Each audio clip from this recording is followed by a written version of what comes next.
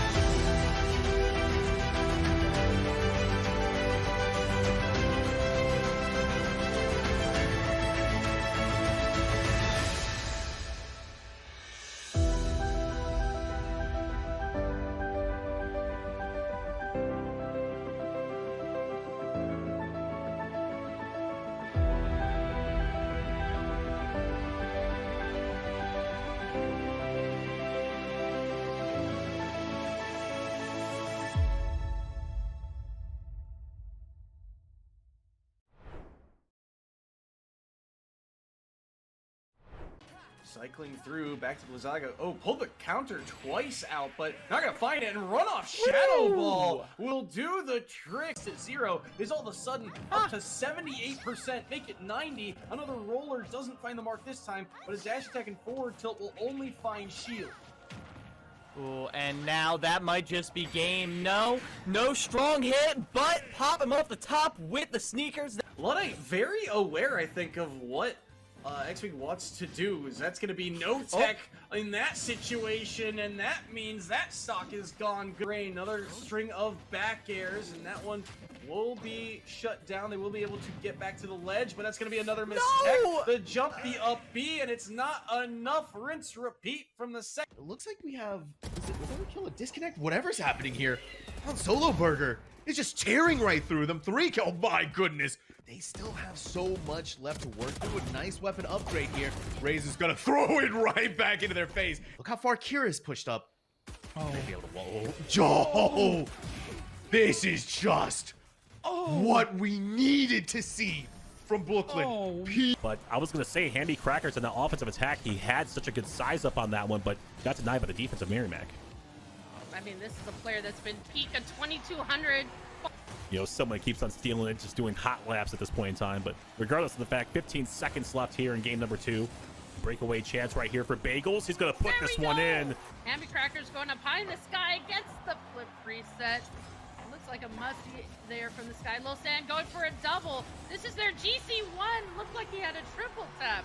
So much more aggressive on the offensive end. When you have an offensive push like that, you cannot afford to just leave somebody just wide open. Oh 2 back-to-back misses. On their feet, sound barrier in play. They want to push on up. But this is just the moment that Kane was waiting for. More specifically, Leon. That's the Rampage, or excuse me, that's the Annihilation. Nobody in the way to stop this one. That's both supports and still hunting for more. Pushing toward the spawns, couple of meters. Ohio Northern scrambling out to get a last-second touch. I'm sure this is a nice, clean fight that they have the potential of winning. That's 1, 2, 3 ultimates. Now popped on in. Wonderful Suzu keeping Loath alive. And Ohio Northern managed to wipe Kane once again. This thrown on out, last-ditch effort. These must land into somebody to his both supports. Though when we thought Ohio Northern, they're not done digging, they have struck gold. That's both supports out of the picture. Millions returning on their signature Doomfist. It's another brawl towards the end. At the end of the day, though, Ohio Northern, their spawns are closer, and they have managed to push them off of the payload jag. We are not done just yet. Ohio Northern are pushing the series to a map 5. This very well could be the last fight to stop this momentum that has been pushing them back. We want to drown the hopes of Ohio Northern here and now to shut it all down. The Matrix, one last attempt from Odie to put the momentum on adapter, yet it is not enough. We saw the signs of hope. Ohio Northern. They try and play on the dark cover and the drone as well, but with the paranoia in the face and the location reveal, that's easy pickings for Super Z, and they are acting as the duelist for the team this round, clearing out every angle here and even addressing into heaven to add kind of tiles aggression from the Chamber and the Reyna. Maybe they'll be able to divide their forces more evenly. Every player here getting their frag except Derp, who's able to strike back on the Buttershy line. But that is over. Max left in the 1v4. Really is. Now concurrent into 3 flashes blown and both summoner spells taken down. Oh, they're going to face each other again. Wow, Jerry X went in really valuing that early CS count and that early stack. Gets first blooded, but on the other side, 1 against 3. Amadir Shi is able to get onto T1 Faker. And now the TP, here comes Rockstrike. Stolen! Oh my goodness, he swiped it. Yarbrough on a one-way trip, but it's going to delay the inevitable here as he grabs the Baron. But on the other side, Rockstrike does go down. An ill-fated TP leads to a double kill, make that a triple. So that means that it's time to fight.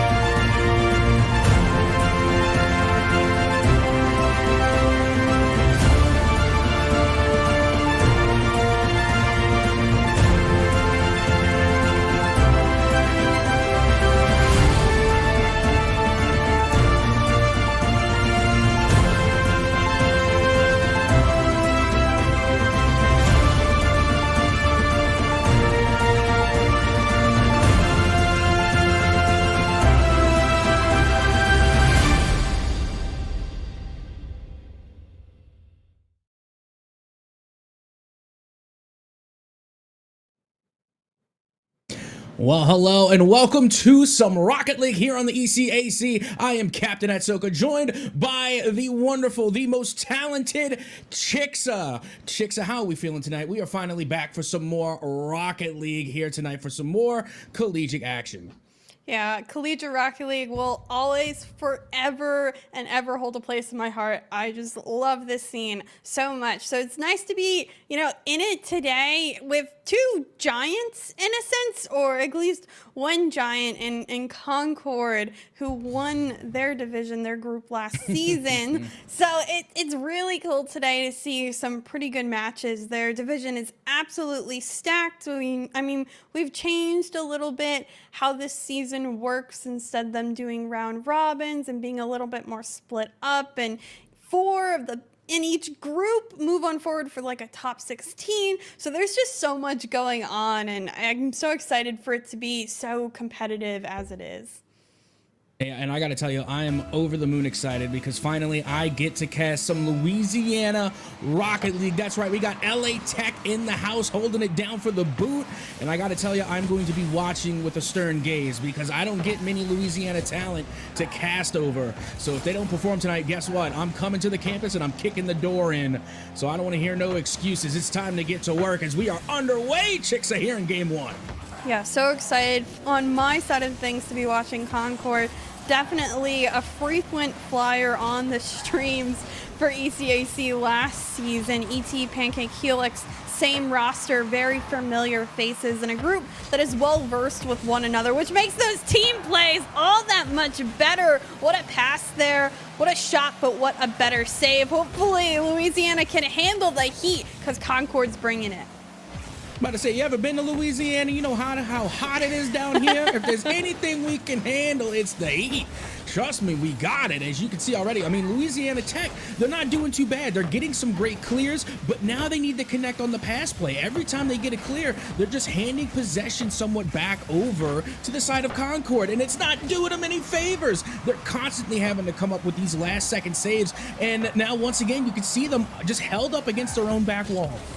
I think there's actually a Rule 1 happening, so it's a quick 2v2 on the pitch. We'll see who ends up better suited for it. ET losing control. Pancake glass back, needs a quality touch here, misses it, and Jazzy Wazzy able to get it for Louisiana Tech. There is no better name for a player from Louisiana Tech than Jazzy Wazzy.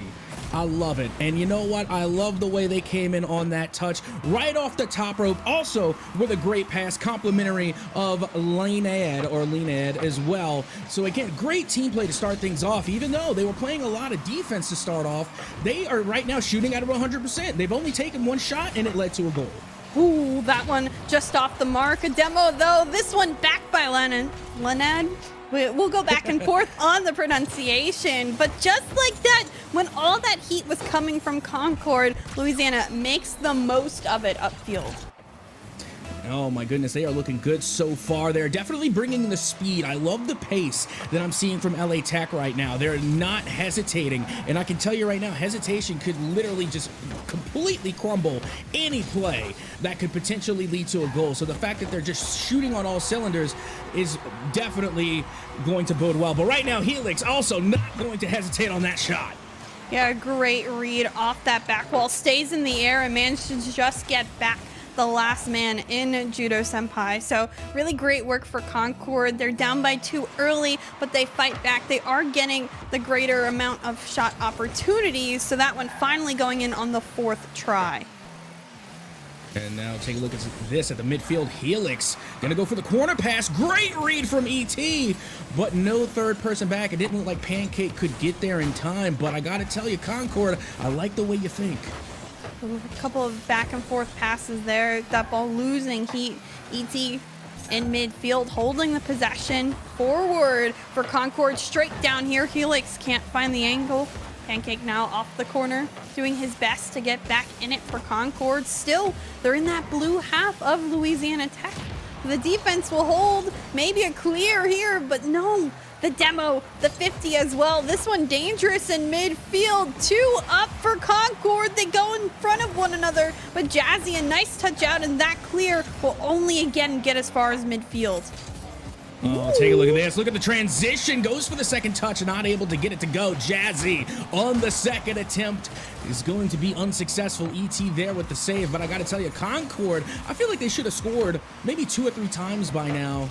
With the rate of their shot count, it just seems to keep going up and up and up, but yet we haven't seen that reflect in the goals. And again, I think they're trying to do too much when they're in the Louisiana half. They need to slow things down. Felix trying to do a little bit too much. Manages to get a couple extra touches. Now Lena able to get a 50 in the corner. Still a couple of issues getting this ball out and onto the Concord half. Jazzy, a nice beat, a misread by Helix. Open opportunity. Can he find the second? Gets the reset, but Helix finds the save. Another opportunity here on the shot. But again, into the corner. This ball goes. Safe territory for now, but Concord still 1 behind. Yep, and just over a minute to go. That's still plenty of time. Helix trying to get a cheeky touch on that to put it in, as they still have over a minute. Plenty of opportunities to be had. And if they continue with the shot count that they have managed to raise so far, they should be able to find that 1 extra goal to even us up. Man, normally these best of 7s, you get that feeler out game number 1, but it's been 110% from both sides since the beginning of the match, and that's what's made it so interesting. Drop down here, no follow-up. This one cleared out, but kind of slow. Seems like Louisiana Tech wasn't ready. Helix coming through strong. Pancake can only get a deflection towards the back wall. ET taking time, but demoed, unable to get that ball much forward. 30 seconds, open net here. Pancake coming back in time. Concord, 1 or 2 last efforts, pass, shot blocked, and Louisiana Tech needs to hold on 15 seconds longer.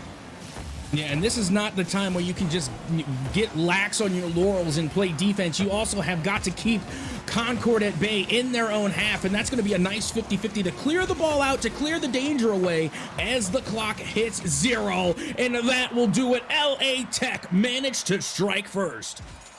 Wow, great job by LA Tech defensively, withstanding that first just strand of shots that Concord brought at them. They were able to defensively hold on, transition themselves into a nice opportunity or two at the beginning of the game, and from then on just held on the rest of the series. Really great job by them. I was impressed, to say the least, showing up this season in this game. Most importantly, Concord at this point of their season is 2-0. They're undefeated. LA Tech 1-2, so this is a huge win for them right now, especially in their group and their division.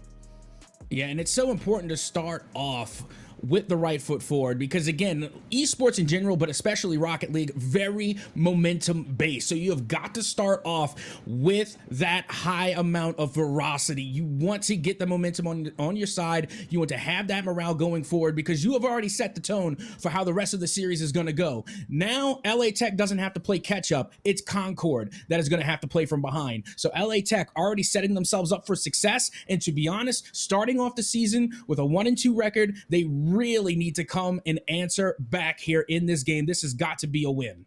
Yeah, it's a big opponent for them, and really right now they haven't again been able to beat anyone of, you know, a little bit higher caliber in their group. So really phenomenal job. I'm excited to see how the series will go. That's what best of sevens make everything so much more interesting, because even if LA Tech's winning now, it's pretty easy to go through this series and easily turn all tables. We'll see what ends up happening, but Concord difficult in their half right now, bringing everybody to defend, and they just managed to get the clear out now. You know, this is I wouldn't say it's unrelated, but this is completely off the wall. But you know, it's one thing that I just noticed about this matchup is that there's not a single Finnick on the field. It's all Octanes, the tried and true, and it's going to work out for Pancake. No need for the Finnick. All roads lead back to Octane, and that shot leads to a goal. Wow.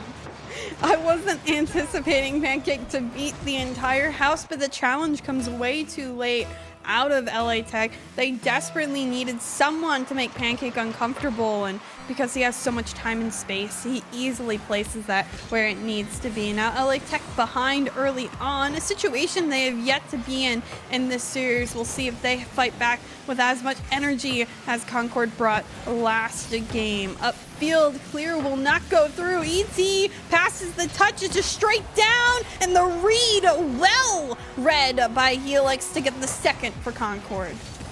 Yeah, and look at this angle too. My goodness. I mean, they cut that one like a fresh fade. My gosh. Able to get that one off the sidebar and in. It doesn't get much closer than that. I feel like it came down to mere pixels in order to solidify and confirm that goal. Now 2-0 in the favor of Concord as they are answering back strong here in game 2. Ooh, what a 50, Jazzy. Little fine. Save, follows it up here in midfield. ET, not the greatest touch. It gets in center field. Helix ready on his way back. Gets it first. Judo in the way. Brewing. LA Tech trying to find something. Well read off the backboard, and a doink all the way up onto that blue half. At least temporarily. ET up at this first. A good challenge by Jazzy. No one seeming in full position. A miss though. Could open up the field for Concord. Shot comes through. A save. But that one, can they save more? Because Concord's still fighting and still finding ways to be aggressive upfield. Look at all those 50s. Starting to be a little nerve-wracking if you're a fan of LA Tech. They're looking a little wobbly in the knees there. They're kind of scrambling in their own half. They're able to get the clear. They're able to get out. But like you said, it wasn't without contention. I mean, the 50-50s on their half just kept going the way of Concord over and over and over again until finally they were able to clear out. And now, for the first time in a long time, it looked as though they were able to get some offense going, but that quickly transitioned back in the favor of Concord. 50 here. Jazzy again doing work on those 50s. Pancake won this one. ET trying to find the angle. Another save. LA Tech forced in their half time and time again on defense. Look, Helix again finding the read. Gets a ceiling reset on his flip. Manages to stay with it. Being creative is Concord, and LA Tech can only send it towards the other end where it's quickly again put in midfield. Granted, Leonard's there first. Or Leonard, however we want to say it. Pancake corner, and still Concord holding on to their 2-goal lead. I'm about to start calling them Laynad just because I feel like it sounds cooler than Laynand or Laynad. Regardless, we're going to find out eventually. By all means, anybody in the chat that can correct us on pronunciation, please do so, because again, I'm just going to keep butchering this until someone corrects me. But regardless, Helix once again going on the attack, gets the bump on the aerial. What a play from Helix to give Concord a 3-0 lead. I don't know what has happened, but Concord has absolutely woken up. We thought they came out hot in the last game, but 3 unanswered goals at this point in game number 2 is just so monumental for them. They're bringing more heat. They're bringing more 50s. Pancake wins this one for their 4th. And again, coming off of these pass plays, I mean, they're just doing really good at closing the gap on LA Tech defense. And by the time that they're in front of the net, there's really not much doing. Like we had mentioned earlier, the 50-50s are all falling in the favor of Concord. So if you're going to 50-50 on your own net, chances are, if it's on the side of Concord, it's going to go in. They've been certainly winning a bunch of their 50s. Helix off the back wall! What an angle! What an absolute monster angle! You can't get it any better than that. You practice those in hopes for the chance to ever get the opportunity in game, and that is a really great job of putting it on the mark. I'm convinced that was just some Super Saiyan Ultra instinct that just came off the back wall. Because at that point, I don't even know if it was planned. It just kind of felt like, hey, I'm going to throw up the ball and let me see what you can do with it. And that's really what it was. They threw the ball up as close as they can to Helix, and then Helix just did the rest. I'm very impressed with Concord right now. Another shot coming through, but up by 5. I mean, this is lights out for them on that play. Again, it's like, what do you say at this point? After a 1-goal game last game, and now a 5-goal difference in favor of the other team, it's a huge light switch that has been flicked for Concord. And the remaining time on the clock, hopes for LA Tech moving forward. They just, need to forget this game honestly ever happened. They won the first one. They could chalk this one up, and let's turn the rest of the series into a best of 5. Absolutely. And right now, what you need to say if you're on the side of LA Tech, you need to take control back, because they have had little to no control in this game, clearly. I mean, this has been all Concord, all game 2. And they have controlled possession, they have controlled the pace of the game, and they have given no leeway to LA Tech at all. So at this point, you need to stop just going for hits, going for touches, and start taking back control, start taking back possession, and then forcing Concord to make the quick reactions, to make the quick recoveries, and put a little less strain on yourself. But for that game in game 2, Concord were just dominant. Look at the pass plays. 4 assists out of the 5 goals from Concord. And on top of that, you got Helix leading the way, not only with the hat trick, but the Savior medal as well. And the team has come together for an entire, 10 shots on target. That is just a solid offense coming from CU. I don't want to embarrass your math, but it's 5 assists total. They assisted every goal. Oh, man. 3 plus 1 That's plus 1 is Louisiana. 5. I blame Louisiana education on that one. We're going to chalk it up, okay? We're chalking that up to the LA public school system failing me. But let's hope it doesn't fail Louisiana Tech, because they need to make a comeback. It's still even. My caster's math can still come down to the conclusion that we are even in the series 1-1. Yeah, it's just the point that everything was really thought up by Concord. The team played a flawless game. I mean, no mistakes, and that's the difference.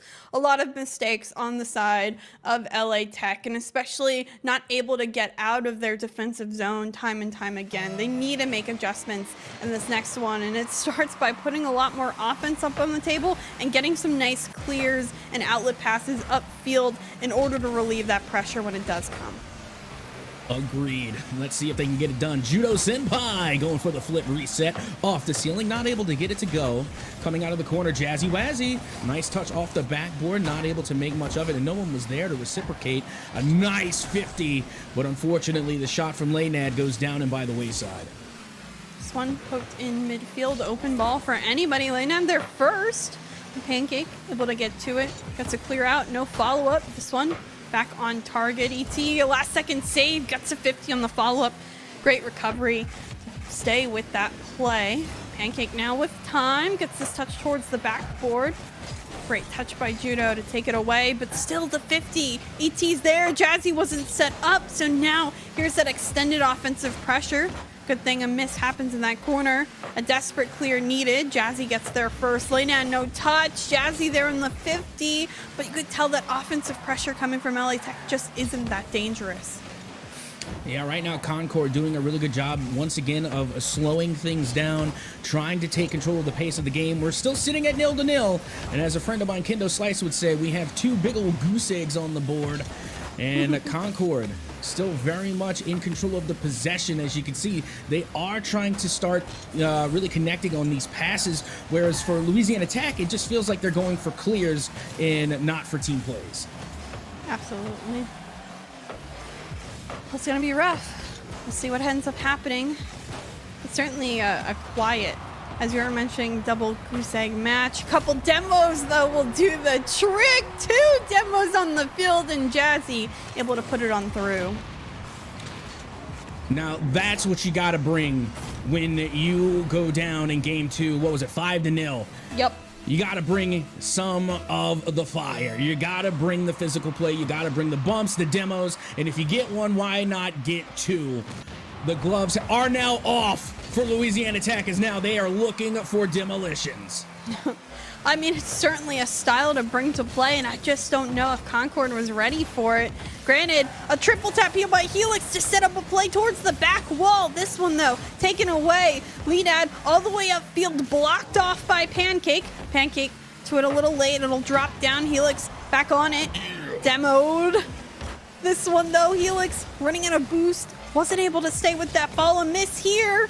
Concord falling apart with the demos. A pass that's dangerous. Helix just finding a touch, but look at all the control on LA Tech's side of the field right now. They're bringing more and more pressure because those demos are just keeping them so uncomfortable. Yeah, right now LA Tech is bringing some high IQ plays to the party. Keep in mind, Concord can't play offense if they're too busy playing defense. That's the big brain game coming from LA Tech as they continue their aggression, as Pancake now with a nice flick is able to break past that midfield line. Laynad able to get to it there. Pinches it off the ceiling. ET off the side wall. Flip reset maybe. Fakes it. Only gets a 50. Helix now puts it center field. Good recovery to stay with the control. Places it right on top of his teammate's car, only to follow it up. But there's that teammate demoed in the same breath, unable to follow up. Pancake 50, and the control by LA Tech insane right now with the demo play and with the quick shots. Jazzy, the second one on target. And not only that, but it was the shot placement. Jazzy Wazzy turns on a dime from the pass from Laynad, and they're able to line that one up nearly in the far upper 90 on the left side. Great shot placement. Everyone's backs were turned to the ball from Concord, and just like that, for the first time in a while, LA Tech has a 2-goal cushion, but that was nearly taken away. Thank goodness Laynad for LA Tech was there to get that and clear it out. Helix on over the pass to ET. That one not on target. Pancake's his, but Jazzy. Nice save to keep that one out of net. Back down, Judo, midfield sent away. Leonad to follow up. Double demo by Helix, bringing back some of that heat on the Concord side. But with only a minute left on the clock, Concord still has yet to score. That's a good attempt by ET, but if it won't go in, they're running out of time to get back in this one. Yeah, that they are, but now as good as time as any. 40 seconds left to go. Still plenty of time in Rocket League time to try and come up with 2 goals. That's 20 seconds per, you know, and in Rocket League time, that might as well be 20 minutes. It's plenty of time for Concord to try and find an answer here, but now we're down to the final 30, and LA Tech simply will not give up possession of this ball. Big clear here. We'll go back into the corner. Concord, they'll need something here to try to get it out, to try to get it upfield for one last opportunity. A miss, though, by Judo may open it up. Taking time is Helix. Can he get the read? What a block by Jazzy, who has had just a phenomenal game for LA Tech. Pancake back on the wall, but he's out of time. Even if this one goes in, it doesn't matter. LA Tech takes game 3, swings the series back in their favor 2-1. It makes it all that more interesting. Yep, and way to answer back, especially coming off of such a devastating loss. You have to keep in mind, they didn't just lose in game 2, they lost like 5-0. Again, I can't remember what LA Tech's score was because it was low compared to Concord. But regardless, I mean, they were able to turn things around and talk about pulling the game back, taking back control. They went from having a minimal shot count to now pulling down 7 in compared to Concord's 3. So again, a fantastic turnaround for LA Tech in order to react and start changing their game plan a little bit. They didn't stick to the same old pepper the backboard over and over and over again. They started bringing out the physical play. They started bringing the demos, and it worked. So let's see if that will continue to work as we get ready to head into game 4, or will we see Concord yet again answer back against LA Tech? Yeah, the important number there is those demos, 6 for LA Tech in that game, and they came at very vital times on scoring opportunities. So really cool to see how a game progresses, especially at the high level we are. We are in the highest division of ECAC. So when it comes down to it, you see the minds of the players kind of tinkering and thinking about it throughout, and a great strategy nonetheless, whether it's a coach set or a team decision. It's still the fact that they were thinking hard enough to say, let's approach this at another level and see if it works. Absolutely. Let's see if it will continue to work here in game 4 as we are already underway. 5 minutes already counting down, and already 4 seconds off the clock, and there's already a demo on the board. I mean, don't fix what's not broken. It certainly worked for LA Tech in game number 3. Why not try it again? See if any adjustments for Concord will happen in this one early on to try to counteract those demos. Helix can't get much of a touch. This is a great outlet pass and a little bit of a touch by Leonad in order to deflect it on in. Early lead for LA Tech again. Great play. You'll love to see the fast breaks. 84 miles an hour on the redirect and a perfect pass. Honestly, I mean, we have already seen LA Tech and both Concord have some really great passing plays. We've even seen some playmaker medals go out. And honestly, I don't feel like we have done them justice. The pass plays and the assists have been the unsung heroes of this series so far. As now it will be ET to find the backboard off of a touch from Helix. Wow. Really, really impressive 50s. That has been, I feel like, the story and the real opportunity of Concord's success. They have won time and time again a lot of those 50s to manage to get those opportunities upfield. So great opportunity to start. A couple of demos here, even on the side of Concord, as Helix does his best to get this back in midfield, but can't get the shot on target because of it. It'll go back towards the other end. ET out to Helix. Can Helix get to it first? Beats the last defender, and Concord now on top. And again, another beautiful pass play coming out from Concord, able to take that one off the wall. And look, Lanehead able to get just a faint touch on it, but not enough to get it out.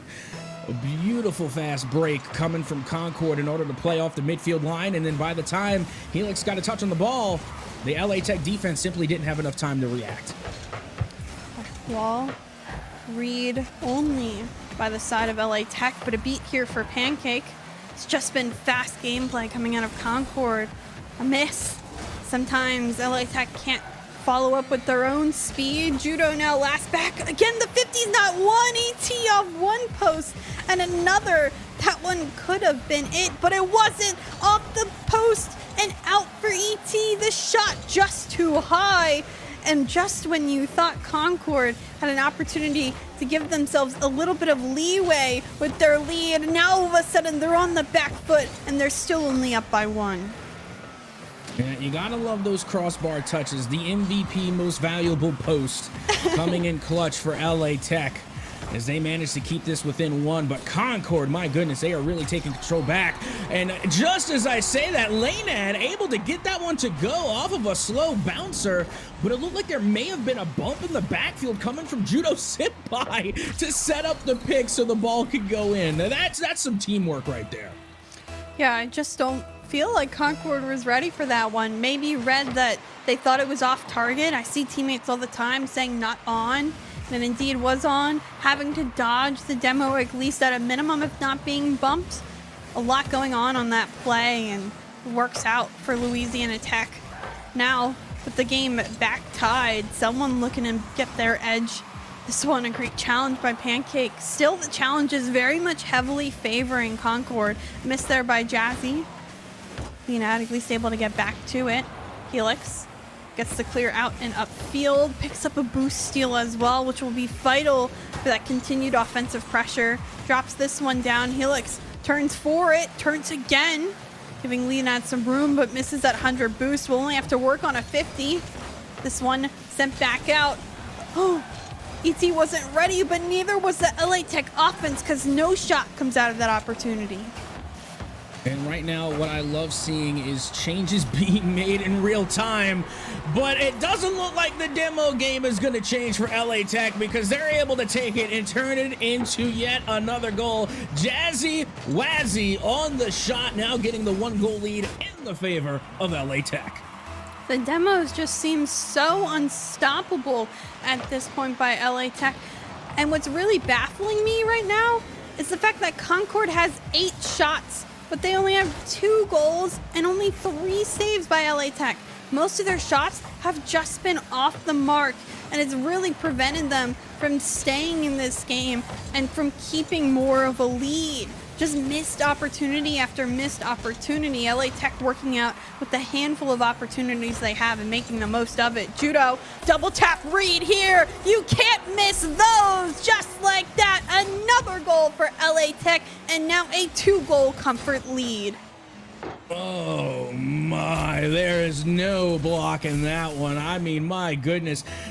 First of all, Laynad just being able to get the touch from the side out into the middle. Great pass, wonderful. And then Judo Senpai just took the ball and ran with it all the way into the back of the net off of that double touch. And it just goes to show that the crossbar can either be your best friend or your worst enemy because, again, Judo was able to read it off of that corner post and put it right into the back of the net. Great read. Pancake here, trying to get this clear out. Instead, all 3 players for Concord in the same space. They fly at this ball, trying to find a 50. Pancake the last back, but a little bit too far. Great 50 win by Jazzy. Will stay on it, has the boost to work with. Can they follow it up? Gets a 50. But it does manage to go out again on top of one another. Are these Concord players? They need to space themselves out better, or else they're going to keep staying bunched up and not get the opportunities they need. This one out. Judo, huge clear, open net, and open wide because a 5th goal for LA Tech here. And you know, this isn't the first time we've seen LA Tech score from their own half. It seems a lot of times when LA Tech do score, it's most often in transition. Not saying it always is like a full court goal, but it's always off of a defensive play, and then they turn it into some type of fast break, or, you know, they go for the long bomb clear, and then for some reason Concord isn't in their net. Like, I understand you want to play offense, you want to try and play catch up, but at the same time, you can't just completely forget about the defense because then you leave yourself wide open. Helix trying to take it slow with the time no longer left for Concord. LA Tech looking to take their third game of the series. Lena gives them one or more, but this one certainly a done deal. Yeah, it's definitely feeling that way. Laynad said, well, you know what? We can't let, Judo get all the cool highlight reels. Let me get a double touch of my own. And sure enough, it was all breakneck speed. Didn't even come off the backboard, just came off the side wall. And then at that point, it was all gas, no brakes, and not enough boost from the side of Concord to catch up to it. But as the final second ticks away, that will be another win going to LA Tech as they put themselves onto match point. Wow. This is not how I saw this series going in the least. But wow, oh wow, LA Tech still 8 shots, 6 of them in the back of the net. Only 1 save, the other one off target, but that's amazing numbers for LA Tech. You cannot, understate or overstate how well they did. It's just phenomenal. That's the numbers you dream of normally for shooting percentage. And as for Concord, they managed to get 13 shots this game. 13, but only put 2 in the back of the net. Not what they need. Those demos really are throwing Concord off their game. Yeah, and we're looking at the offense coming from LA Tech, and it's nothing short of impressive. I mean, we got a playmaker medal coming from Judo Senpai on the passes. You got a hat trick from Laynad, and then of course you got Jazzy's highlight reel double touch. But LA Tech also are bringing a huge defensive game. You have 2 savior medals coming from LA Tech, one for Judo, one for Laynad, and then on top of all of that, they also had 8 shots, which only furthers the theory that they're using their defense to turn it into offense. I don't think it's too much of a big conjecture or even a coincidence that their shot count has equaled their save count. I mean, you mentioned it earlier, them often scoring from their own half on a bunch of those clears or outlet plays.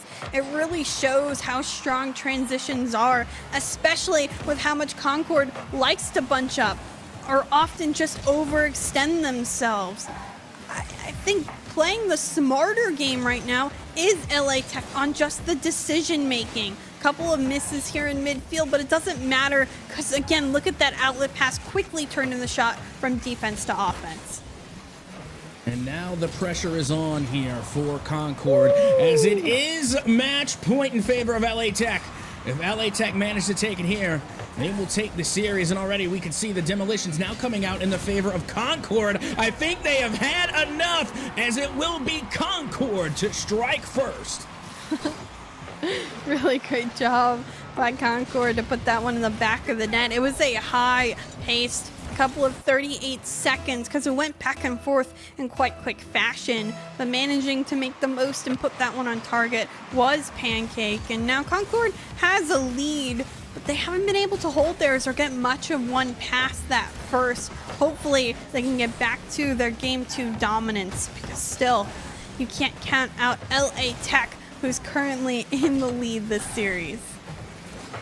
Concord now with a good opportunity to put themselves back into the series here, being able to score first, and now looks as though that they're hunting for the physical plays, and it absolutely forced Laynad out of position and opened the net up for a goal. Great play coming from ET just to cause a stir in the defensive positioning from LA Tech, giving Concord now a 2-0 lead.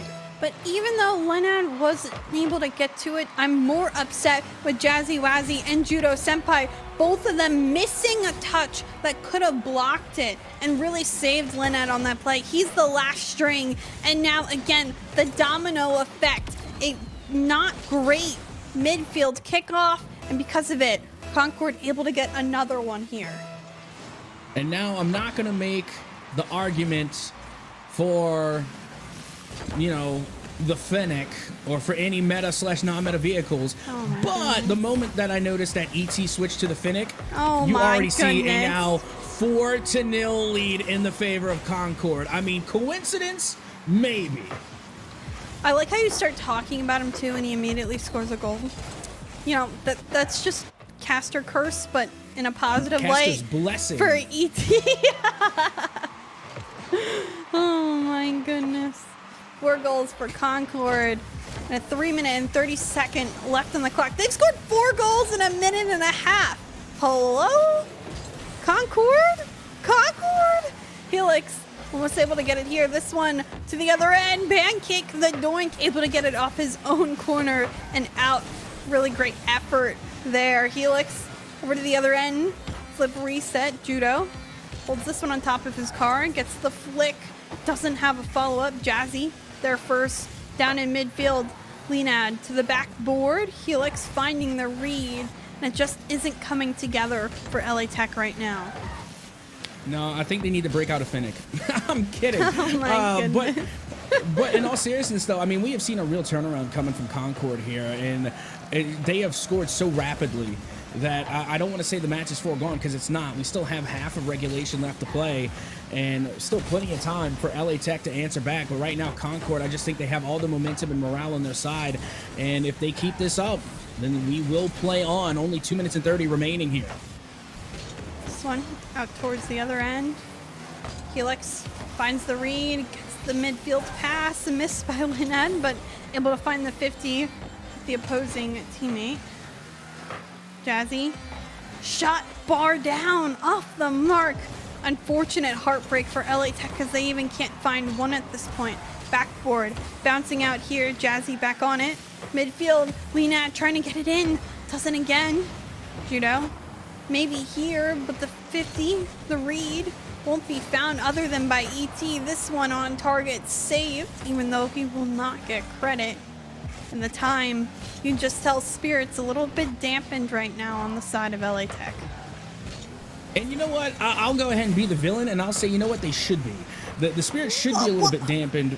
Well, hear me out. I mean, I feel like LA Tech got humbled a little bit here in this game because, I mean, for the last two, Concord were really struggling to answer back against LA Tech, and I had a feeling that LA Tech were going to get a little bit lax going into this next game. They're on match point. They only need to win one more, and they did not bring the pace. They did not bring the speed. They are getting outpaced by Concord, and I think that LA Tech may have tried to call this game a little bit too early, but now going into the next game, they might know a little bit better. I agree. Complacency, especially in Collegiate Rocket League, is a very apparent thing. Sometimes you just give up a little too early in the series, but Concord, a very formidable opponent. A missed read here in the corner will give Jazzy that touch, but with a minute left and 3 goals, I mean, we've seen things happen, but it's still a tough ask at this point of the series if they manage to find 3 more in quite quick fashion. A beat though. This one, everyone chasing it. Almost complacency on the side of Concord, but they're able to get back at field, and with 40 seconds, that's all they have to do to hold on with their lead. And right now for LA Tech, I do love that even though the time was running down on them and it was pretty evident that they might not be able to make the comeback, they're still striking, they're still pushing, and they are still scoring as they now have a 2-goal comeback in the works. They have cut the lead of Concord in half with just under 30 seconds to go. What'd you say about no comeback potential? Potential here. I said it wasn't probable. I didn't say it wasn't possible. Jazzy's not moving. Disaster. This is disastrous. Just when they need it, with 20 seconds, you got a disconnect, and now they have to 2v3 when they were on the brink of the most legendary comeback in this series. Oh no, heartbreak at this point. Pancake will hold this one out. Everybody up for the play, but we'll know it'll touch the ground very shortly as we do see that DC come through. Concord takes this one, but that what if will always be there. And again, a great game from Concord. First and foremost, I mean, they really took control. I mean, look at this. They're shooting 12 shots on target, no matter which way you cut it, an absolutely dominating offense. And they just reined in the possession and just denied everything from LA Tech. And it wasn't for without trying. I mean, you look at LA Tech, and we don't even get to see, one of the players because unfortunately they disconnected. But just from the 2 players you do get to see, which is Laynad and Judo Senpai, both of them had to come up with savior medals. They both had to recover a combination of 6 saves. So again, they were still doing their best to keep the goals out. They just simply couldn't. So at the end of the day, Concord played just an overwhelming amount of offense. But with that being said, I am going to chalk that one up to some Louisiana Wi-Fi right there. Fun fact, it's really hard to find fiber here. At least for me. I wouldn't know. I mean, if they're at school, maybe school internet, but it's hard to tell. I mean, also if you're in dorms, I doubt you get the greatest internet sometimes. So you never know on that end of things. But we're going to wait, of course, for him to get back in, connect, and hopefully everything is okay on that end of the field. But a lot has happened in this series, and now at this point, 3-1, LA Tech was up, now 3-2. Still, Concord needs 2 games, or is it tied? Am I tripping? No, Concord, right now it is 3-2. We're heading into game 6, still match point in the favor of LA Tech, and it would need, Concord would need another 2 games. 1 to tie it up, and then another to take the lead and take the game. So yeah, they would need 2 more. Yeah, a lot of gameplay, a lot of perfect gameplay for Concord, but you have to worry again, especially with the internet right now, what's going on that end of the field, you know, how shaky is LA Tech because things happen. So I don't know. Concord played a good game, but they also faltered in that last minute of gameplay when LA Tech was starting to get that comeback. So momentum certainly on the favor of that end of the field. It's a toss-up, but really impressive performance nonetheless today by LA Tech. As we mentioned, Concord 2-0 right now in their group. LA Tech 1-2, so huge upset for them if they're able to get this one. Yeah, and I got to tell you, it really was a big game from LA Tech because, you know, they had gone down 4-0 in the first half of regulation. But then come the second half of regulation, not only were they able to shut down the offense of Concord, but they were able to come back with 2 goals of their own. So that's a good recovery, and that's why it's so important into a series, especially when you're playing a best-of-7, never to just chalk it up as a GG go next. You always want to constantly play and put your best effort until the clock hits 0, because there is nothing worse than going into the next game on a score drought, going into the next game with 0 goals. If you're able to at least get 1 goal on the board, then you have broken that mold. You have broken the score drought, and now you have a better mindset going forward. So even if it's still a loss for LA Tech, it is still going to go better now that they have a better mindset than rather going into the next game completely scoreless. But with that being said, Concord, they are just playing some spectacular offense. And I got to tell you, LA Tech, they have got to find an answer to shut them down, or we're going to be looking at a tie series 3-3, and we go to a game 7. Yeah, I really think like the offense has been so dynamic in this series. How many clippable moments have we really had? It's been a really, really great to see. So I don't know. I think Jazzy just got back in, so we're shortly going to be going back into the game, which is super exciting to note, especially at this point in the series, 3-2, favoring LA Tech right now. A lot is on the line. We either end the series now with a huge LA Tech win, or we go to game 7. All right, I'm about to either have a caster's curse or a caster's blessing, because I'm going to predict that Jazzy is about to pop off. Why? Because they just unplugged Jazzy and plugged them back in. That means they are good to go. As we're going to start things off, and Jazzy comes off the back wall, but doesn't have enough boost to follow up that touch, as Concord is going to kick things off here in Game 6 on the offense. Whew. Maybe not. We will certainly see. The coldness of everybody for sitting those 3 minutes, if even that, certainly is going to be setting in. Judah, what a pass! Belina, no! Misses that shot! It was such a great backwards pass. A missed opportunity for LA Tech. Granted, I'm excited to see them bring so much pressure here. ET, the deflection all the way towards the other end, but Lena, he'll get time, and he does manage to hold it well.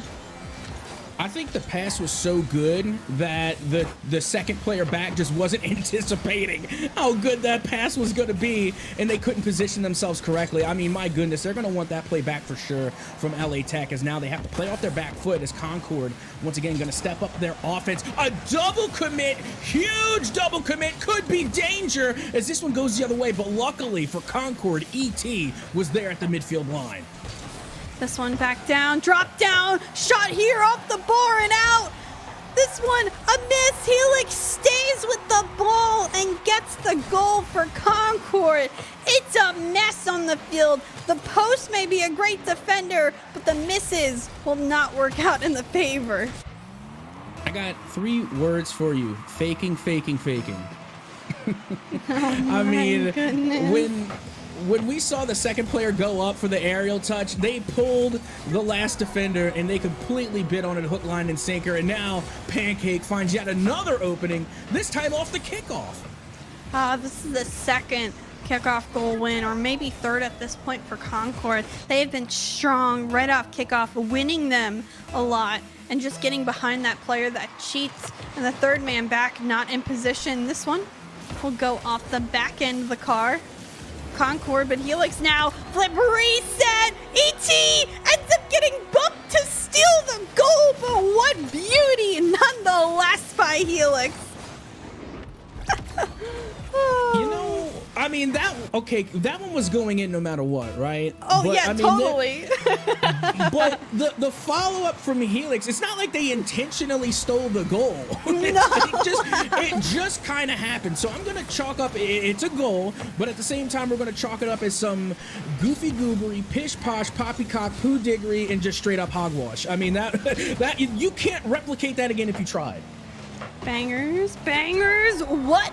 Bottom right shelf for Concord, and you could tell the momentum, it just gets rolling with Concord. That placement is perfect, exactly where it needs to be, and a fourth now in under 2 minutes. Concord, they're trying to bring this one to game 7. And you know, one thing that I really appreciate with Concord is that whenever they do drop a game, it's usually pretty close, like 1 to 2 goals tops. I don't think we've seen a greater deficit for Concord.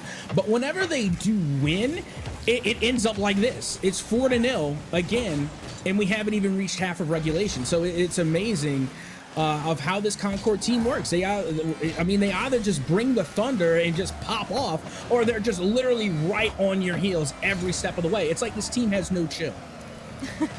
Zero chill. ET flip reset off the ceiling, has the open touch. Leonad, pancake, bump, gets out. That one's not on in. Could have been an opportunity, still coming from the ceiling. But you know what? Sometimes the defense just holds on. Louisiana Tech needing to hold on a little longer, shot off target, but they're standing there. The challenge is coming in late. Good thing some of these are off the mark. But you could tell LA Tech just not on the same page right now. No, and it just seems like right now that Concord is just all on the same page. I mean, they're acting as one mind at the moment. And honestly, I can't tell if the comms are just non-stop for Concord or if it's just dead silence and no one needs to say anything and they already know what each other are thinking. Ceiling. Leonad. Can he find the read? He does, but ET blocks this one. Judo. Taking time, not much boost.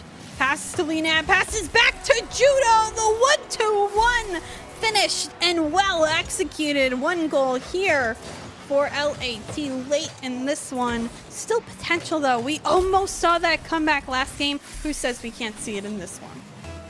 100%, and that's how you have to do it when you're going up against a fast-paced offense, which we have seen LA Tech also play that fast-paced offense. You have to slow things down, you have to have a little more method to your madness, and you have to take control and change the pace of the game. So even though that we're past half of regulation, there's still time. There is still time for LA Tech to try and equalize, but it doesn't look like Concord is going to give them that much time. So yes, we have seen at least 1 goal, a little inkling of a comeback, but is it too little too late, Chicksa? I've seen pretty crazy things happen, but with the pressure that Concord's bringing, ET slots this one with Helix. This time, combined powers on purpose. Really great touch. And now a 4-goal lead comes back for the side of Concord. Well, when Concord takes a dub, it's usually not by a small margin. And that has been evident throughout this series. Every time they have won, it has been with at least like a 4-goal differential. And now look at the tactical whiffs going on in front of the net. No way! That doesn't go in. The Laynad comes in with the score for LA Tech. ET bumped Helix. ET backed up and blocked Pancake. He just needed to leave that play. Completely busted his own teammates and then still blocked in the way. But back to potential for LA Tech. Oh, that kickoff, it only was shot straight. Jazzy off the sidewall. This one will bounce forward. Demo, one on each side. No. Jazzy getting out of Rule 1. Doesn't want to stay in it. ET clear towards the other end. Helix, no touch here. Tries to save this one. Jazzy, the pass to Leonad. Taking his time. Can he place it? He does! 25 seconds, 2-goal difference. It's still possible. I don't know how I feel about that. I mean, you had to break Rule 1. If breaking Rule 1 to score a goal is like winning a fight off of a low blow. I don't know. I don't count it. It might count on the scoreboard, but it doesn't count with the cap. Even the Louisiana love doesn't make up for it. Not Rule 1. Rule 1 transcends all. Rule 1 is God. Oh my goodness. Well, it might not matter because with 10 seconds left, they desperately need to find themselves in the offensive half, and they are not. ET will find himself another, and that ends game number 6, which means we will be going to a full game number 7 in this one to decide who wins it. Yep, it's starting to appear that way. And honestly, I mean, it was late in the game, but still, when you break Rule 1, there are consequences.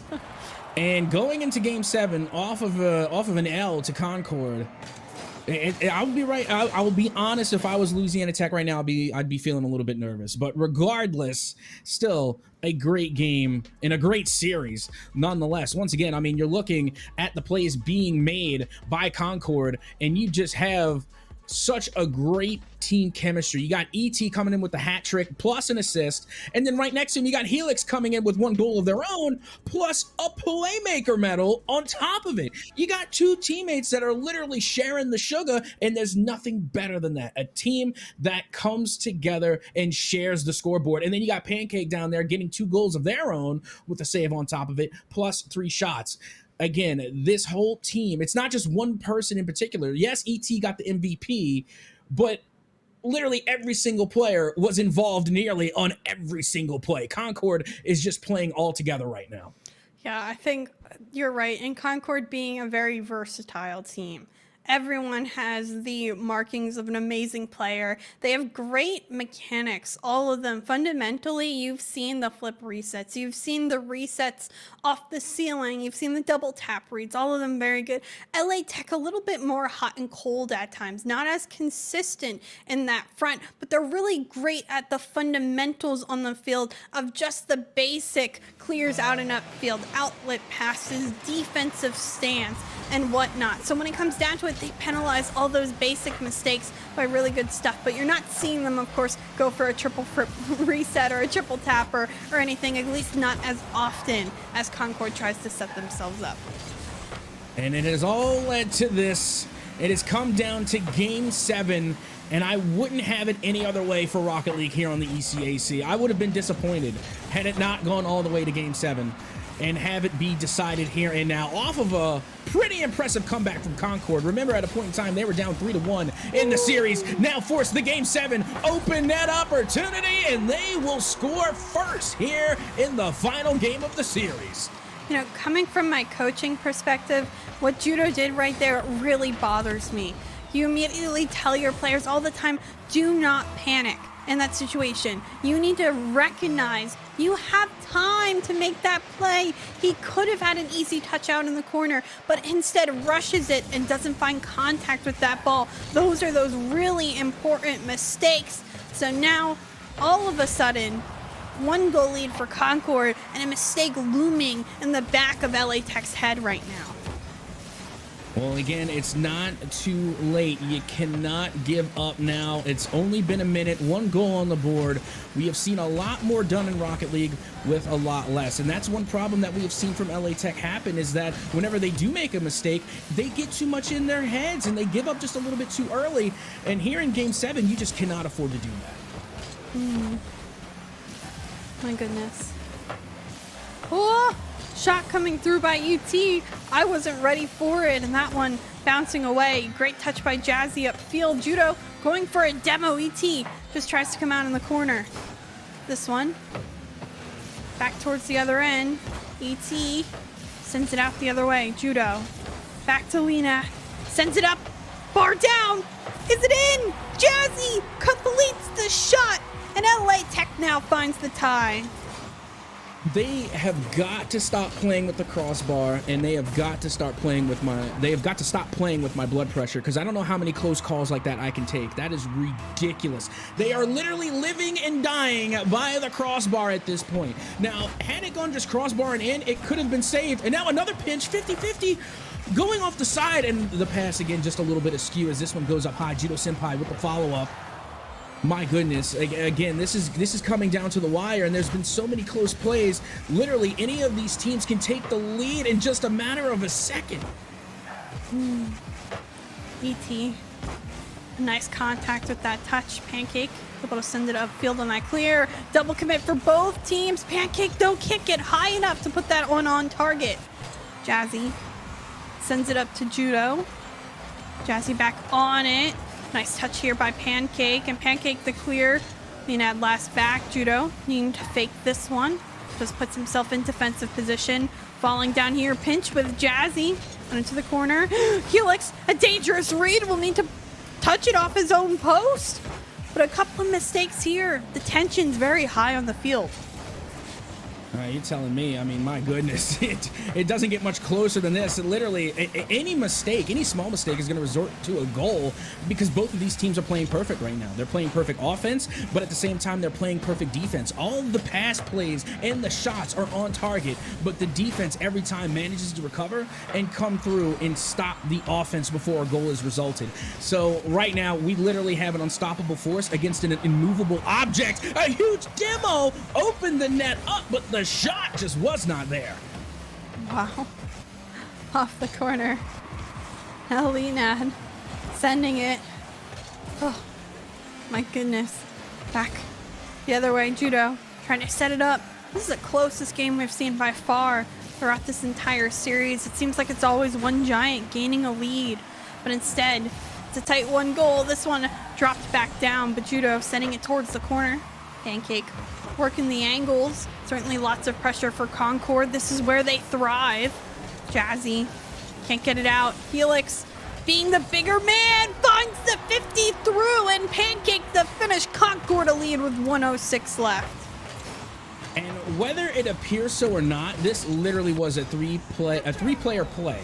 Everybody on the side of Concord got involved. You had the initial touch coming from ET. That was your spearhead. You had Helix kind of playing the fullback that was able to barge through another defender. And then you had the final shot coming through for Pancake. Again, that's what it takes to score goals. Getting every single player involved on the play in order to make the most of it. And now, with less than a minute to go, Concord have the lead.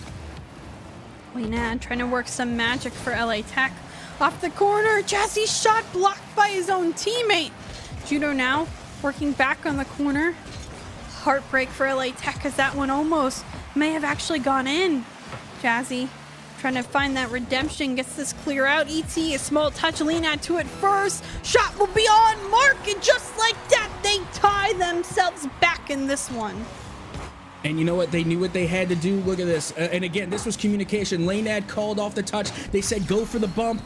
Try and clear goal out, because we even saw that when Judo dropped down to the ground, they hesitated. They thought they needed to take control of the ball. But good call off coming from Leonad to clear ball and play ISO. Great call. Great heads-up awareness. 20 seconds left to go. We're tied 2-2. Oh, no. 15 seconds. Oh. Helix off the wall. Maybe one last touch. Concord still upfield. overtime potential. Jazzy towards the other end. Helix trying to let it touch the ground. Holds on to possession.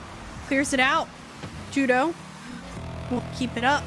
This one touches the ground. We go all the way to 7. And mind you as well, we get overtime. And then not to mention, this is the first overtime in the series. It doesn't get better than this. Game 7 OT, golden goal for the entire series. And a beautiful touch in front of the net. Very close. And my goodness, this is literally as good as it gets. I mean, we're talking ECAC Rocket League here. We're talking about two teams that want to go to LAN, even though we're far from it. It's not LAN time, but you know what the end goal is here.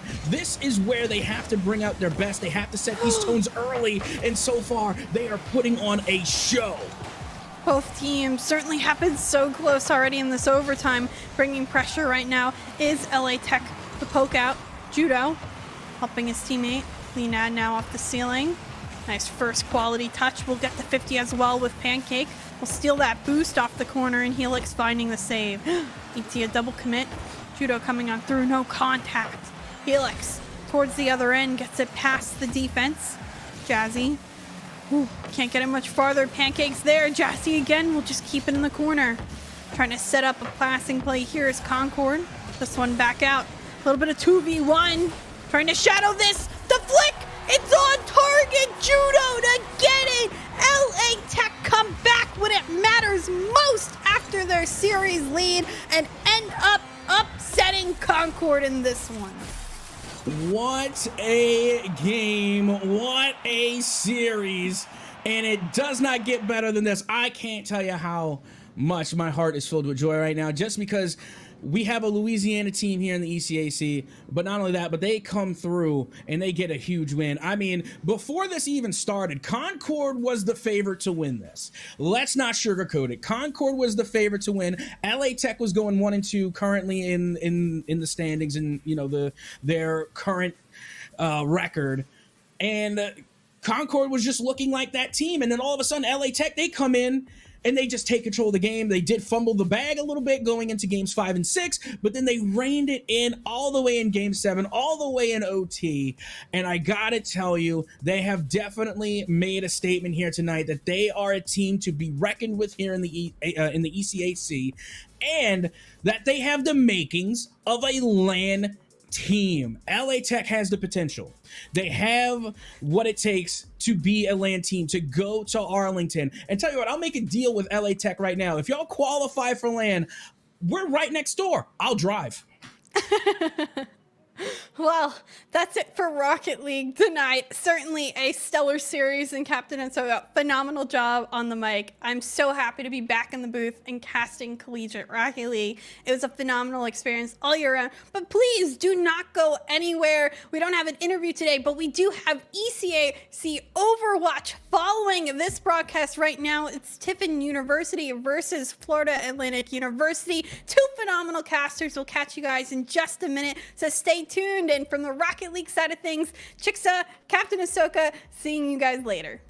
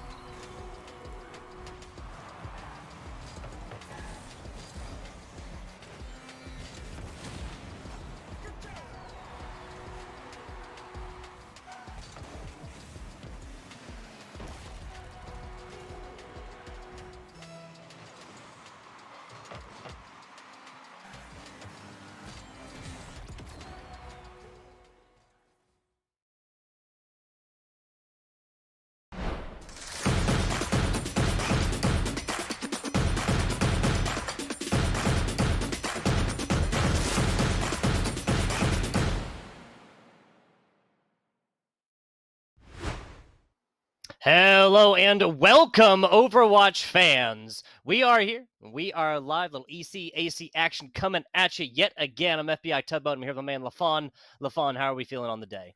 We're doing pretty good. I mean, we got some new content even in today, right? A hotfix patch coming in not less than an hour ago. So there is a lot to kind of talk about. We had that last patch, that big patch last week. And as a result, things have been shifting quite a bit as of late. Absolutely have. Let's talk a little bit about these teams, and we'll delve a little bit more in the changes. How about that? We're looking at 2 undefeated teams, although that is week 4, preseason week coming in there as well with an effect. But the story is kind of a similar song sung between these two teams, between Tiffin University and the Florida Atlantic University. That's the Owls taking on the Dragons. Now, Tiffin going to be undefeated, 3-2 in one of their games, 3-0 in one of their games. But Florida Atlantic looking like something a little bit similar, LaFon. Yeah, I mean, they've only played the one game, right? And they had a 3-0 in that one. So it's tough to draw any real conclusions in terms of power scaling here. And I think I want to get into the game itself. Obviously, getting a chance to see what the meta kind of shifts out. Keep in mind, a lot of teams have had to make quick adaptation in the last little while. As I highlighted, that patch coming in last week changed up a ton of things in the game, right?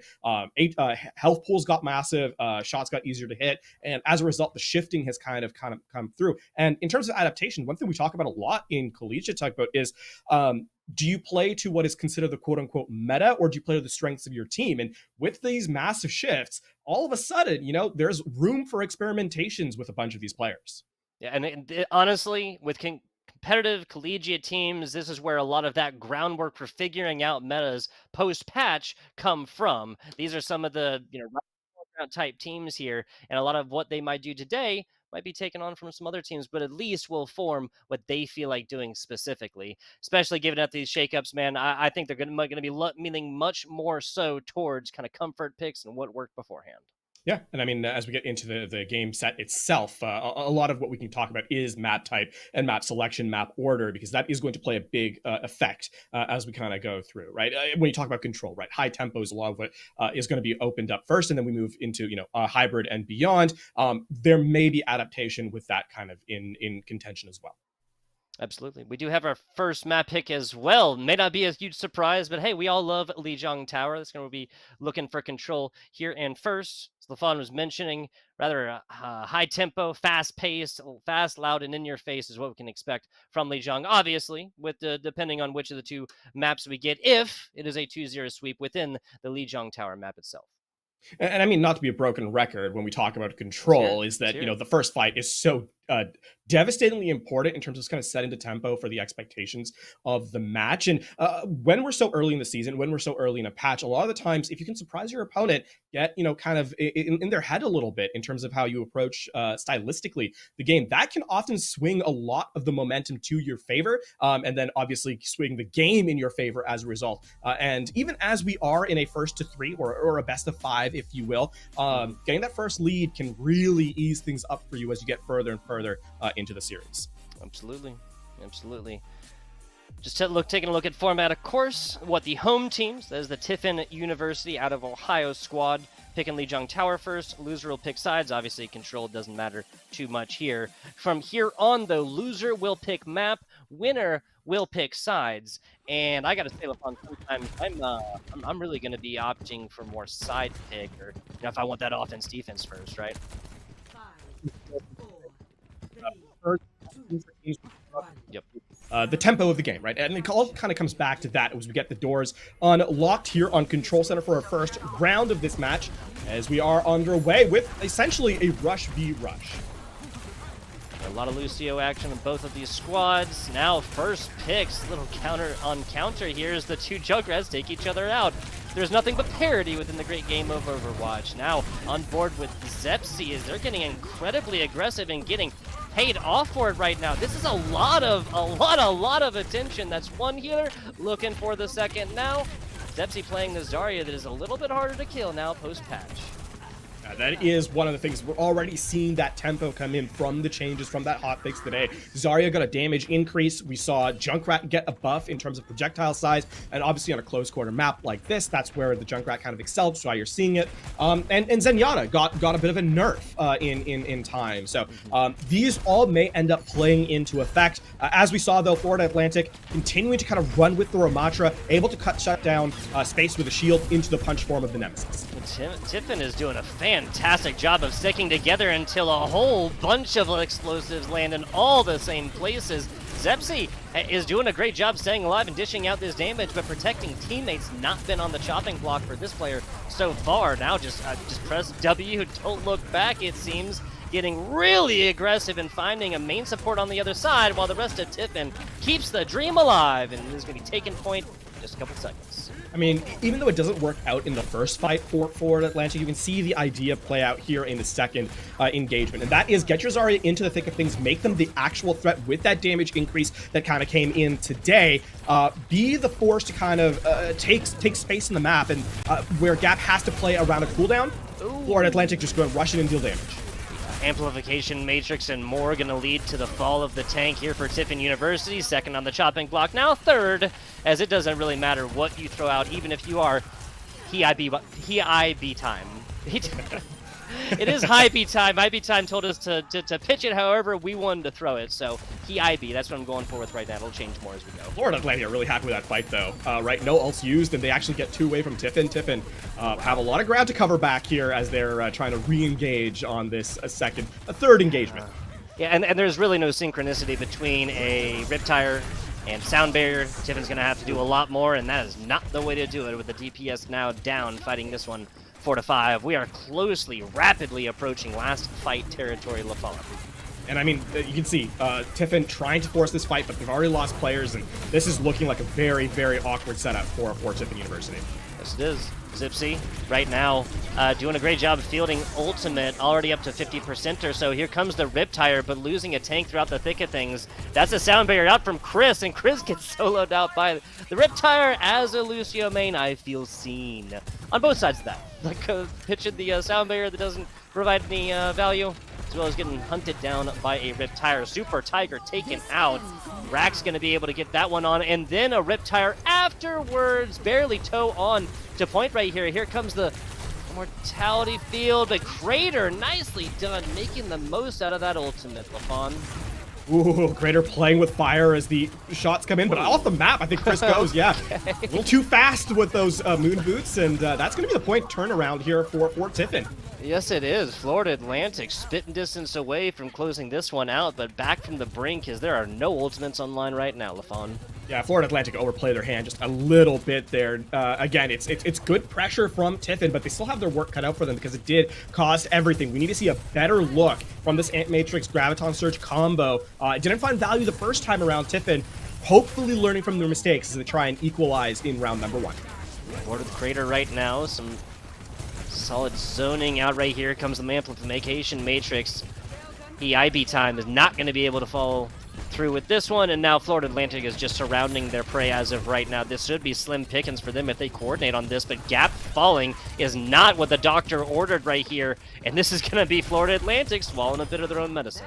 Actually, that's a really, really nice play by Tiffin. Despite losing their support first, they actually kite back and allow Florida Atlantic to overextend. Gap caught out by themselves, and no one from Florida Atlantic to keep them up. Now for Tiffin, final fight, they have Sound Barrier and Graviton Surge. Realistically, they should be in prime position to close this round away. Super Tiger gets a little bit closer to this one, but not even going to need it when you get a 4-man grab right there. One out of it, but that's going to be enough for a whole lot of damage. Crater falls, Rax as well. Here comes Sound Barriers. Morgan doing a fantastic job of keeping the squad alive. Morgan taking out their counterpart on board. Even with Annihilation, your Macho will go nowhere, and Tiffin snatching victory back from the jaws of defeat. Excellent recovery there from Tiffin, and it comes down to Florida Atlantic perhaps overplaying their hand 2 fights prior to the end of the round, right? Overspending there, and I don't necessarily disagree with the choice to spend, but you can't lose players, right? You cannot trade back and forth if you are going to throw that many ultimates against your opponent, because in final fight territory with kind of the established trades, That's where Tiffin has, 4 resources coming online, and Florida Atlantic have nothing. So a tough first round for Florida Atlantic, considering realistically they dominated most of the time. But a short memory is going to have to be theirs as they head into round number 2 here on Night Market. I cannot agree with you more, LaFon. This was, I genuinely believe that one of these teams thought that this game was over, and the other one fought to the bell, as they say. We obviously see which one came out on top in the previous. Now everybody hitting point early right here. Both teams had the ideas, but Tiffin was in every way, shape, and form more prepared for it. It's the Boy Scout motto for a reason, LaFon. That quick teleport there, get to point first, and get the AoE damage down with the Symmetra. Now some huge changes from Florida Atlantic. Off the Ramatra composition to an aerial threat, and it makes sense, right? The Pharah, even though she does not stay in the skybox nearly as frequently as she did pre-patch, it's still enough that the Junkrat is going to struggle to deal damage, and that's where really DT needs to step forward on this DPS selection. Yeah, I mean, who on Tiffin? What, Hiibi Tiami? I don't know, I'll keep trying with this one. That's the only player that can really turn northwards and get this Pharaoh gone. Now, that's a bad start to this one. The Super Tiger gets that trap out of the last couple of seconds and right under the opposing tank. Rax now a little bit of vengeance right here, but they're going to have to find a lot more, and Florida Atlantic does. Lint in the pockets. That's how easily Florida Atlantic found the picks right there when it was necessary.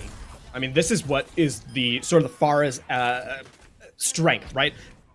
Retaking with Pharah is very difficult, but once you get into position, once Tiffin had to sort of isolate an individual, there's no more follow-up, right? Because of how spread out the rest of the team was playing. Gaps sacrifices himself, and as a result, that just opens up more avenues for the Rockets to kind of come in. Florida Atlantic, they benefit greatly as they have the Barrage and the Kitsune Rush coming up through in this engagement. New horizontal movement ability, but that's not going to be enough. It's so hard to get value with a barrage when you're staring down the barrel. So Rax Genji on the other side. I love the 1v willingness there from Chris to take it, but that is the most expected outcome of any of 1v1s that we're going to see tonight. Just a little bit impatient, I think, from Florida Atlantic there, right? They kind of don't force out the immortality field, don't really try and force resources away from Tiffin, and then as they try to engage with the barrage, I mean, the Riptire kind of comes through as well. It's a little over ambitious for Florida Atlantic. They actually kind of need to slow the game down a little bit here and don't play into Tiffin's hands. I genuinely believe that patience has been the issue so far for Florida Atlantic. Losing a main support here and early with a Kitsune Rush or not is not going to be a fantastic way to start out this team fight. Now all of Kitsune Rush wasted because they had to wait out the Amplification Matrix on the other side. Now Rax does have this blade. This is pretty much it. That's huge. That's everything in a bag of chips, and that's Gap finding a whole lot. No blade necessary, like it's easy chopped cheese. That's exactly the fight I was kind of talking about, right? From Florida Atlantic. They don't overplay their hand. You could see kind of lurking around the flank, Rax sitting up with the blade, thinking about, is that the engage tool? But as Tiffin kind of corralled themselves into a corner, sets up Gap for a huge Junker Queen kind of position, and with that in play, right, they just used one resource to close the fight out, and now we can see the blade come into tow. Here comes the blade, a little bit overhealing as well, as this health pool does get diminished, but not as soon as the Mercy responds. There's the healing in the pocket, and there's a lot of ultimates going down right there. Zepsi looking for something, finding some, but only going to find a tank right in the face on the other side, now getting absolutely swarmed by these owls through the air. I cannot say I am surprised. Back-to-back excellent fights from Florida Atlantic there. There's another example of patience from this team. As the annihilation comes in from the Ramatra, that's when you open up the blade and deal enough damage for the closeout from DT to kind of come through. Now, a quick change from Tiffin off the Ramatra into the Diva. I mean, they're acknowledging the spam damage from the skies, but is that enough here to kind of retreat into the final fight of this round? Rax was just hanging out on the door jam right there, just waiting for players to come on in. Here comes the overclock, looking for healers. Finds one at the very end, but Gap was right there. Get that vengeance, take that pick shortly thereafter. Now the take on to point from Tiffin right here, but Zepsi is not even able to get back right here, and you just have supports on point right here, 95, 96%. Got to get somebody back here for Florida Atlantics. The Owls have to fly in here. And they do at the last second. Barrage there as well, but the Immortality Field is going to be enough. And that's the last second resets, though. The kills are coming in clutch. Morgan, Sound Barrier, not in time. Tiffin trying to claw this one back yet again. Yeah, here comes the Amplification Matrix, so maybe Team A is going to be able to get that one out for the teammates. But yeah, Gap just absolutely chased this down. The ease with which they found not one but two picks right there. Almost wondering why the Gap Wrecking Ball was not picked a little bit earlier when this is Florida Atlantic that's had a little bit, not a lot bit, but a little bit of trouble getting to these points.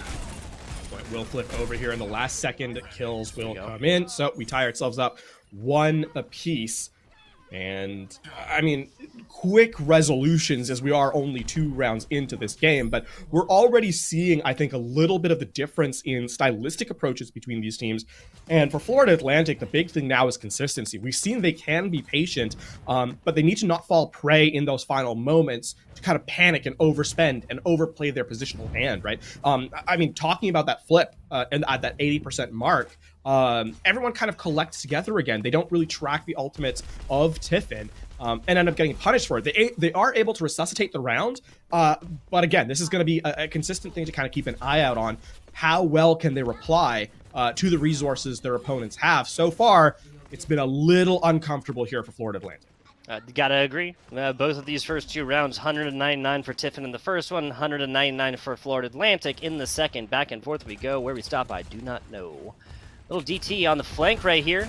Nobody's going to be wise to this one as it shows up. DT playing this very well and as well, not just sitting back here and just consistently putting in damage. Now finally gets answered here. There's the recall. DT chooses the wrong time, wrong place to recall there. And now Florida Atlantic's going to be fighting this one, a DPS down zone.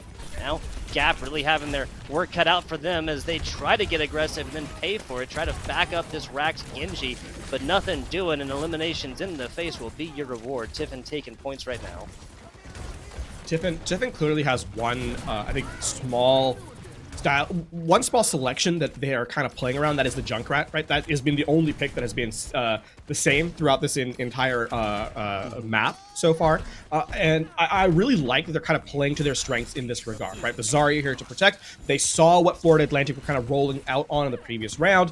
So they know the Pharah might be a possibility. Bring a hit scan into play and kind of use your Zarya to protect whenever the damage kind of comes in. And they've done a great job so far. Speaking of, Rax gets a little flank going, gets rewarded with it. Single pick right there is going to be enough to start this one off as Chris, the top support, the Lucio here for Florida Atlantic, gets taken out. Rax just needs to get away from the Zarya. Zepsi, I gotta say, was given the Diva of the business, Gap on the Diva of the business earlier. Now it's gonna be more. Holy moly! Rax just did everything with next to nothing. I have not seen a deflect like that in quite a while, LaFawn. That is the biggest enemy for Florida, for Tiffin in that particular engagement was Tiffin themselves. Through the Ant Matrix, a Helix Rocket, and a Junkrat primary fire. I mean, that's an insta-kill on any individual target of the DPS and support variety. And just like that, Rax not only takes the point back for Florida Atlantic, but generates a Dragon Blade, and as a result, gives her resources here for Florida Atlantic in this upcoming fight. We'd have to look at a clip or something like that, but I believe he started that engagement close to 55% ultimate. Now with, 3 picks basically given right in the breakbasket immediately. Fantastic stuff. Fantastic stuff. Gap getting a little bit low, but that is nothing compared to Zipsy actually falling here. Tiffin now wisely coming back from this one. They realize there are 2 long team fights left in this one, and they don't want to start a situation where it just turns into one really long slogfest. I mean, that's the benefit of getting an early pick, right? Especially if it's a main support. Without that healing, you just kind of get poked out. The tank can't stay alive, and Florida Atlantic, they buy time to equalize percentage-wise. More critically, they get all 5 check marks on the board here. Their big thing, don't overspend. There's the Baptiste ultimate first. Zepsi gets massively aggressive over on the side by themselves and then gets taken out. I have to wonder what the game plan is there. It's a good Ant Matrix, right? The truth is, I highlighted you don't want to overspend in that first fight. It's literally 1 ultimate, and now as we head into the final final fight territory rather for Florida Atlantic, their goal kind of trade ult for ults, buy time, and then have the last ultimate online to close out the round. Don't be the first team to engage here is Florida Atlantic's kind of play. comes the Riptire right there. Sound barrier out, but Gap actually gets a pummel shot into there. No Riptire for you, my friends. Rax falls throughout the thick of things as Gap is just trying to chase this one down. Flip coming back on in for Tiffin. 98, not 99. Not a significant difference there, but still worth noting. Crater finds this, now pulls autofocus afterwards, and we just have a pinstripe kill feed. Back and forth we go. It's Tiffin right now onto this point. Not a whole lot of support after that. Here comes Rax with the blade, gets one, fails to find anything after that, as Gap now left by their lonesome, and Tiffin should take this to 99. Getting a sense of can this reset come through, but no, Crater walking back from spawn. Actually, the first player to die on Tiffin's side will be the one that closes out that fight.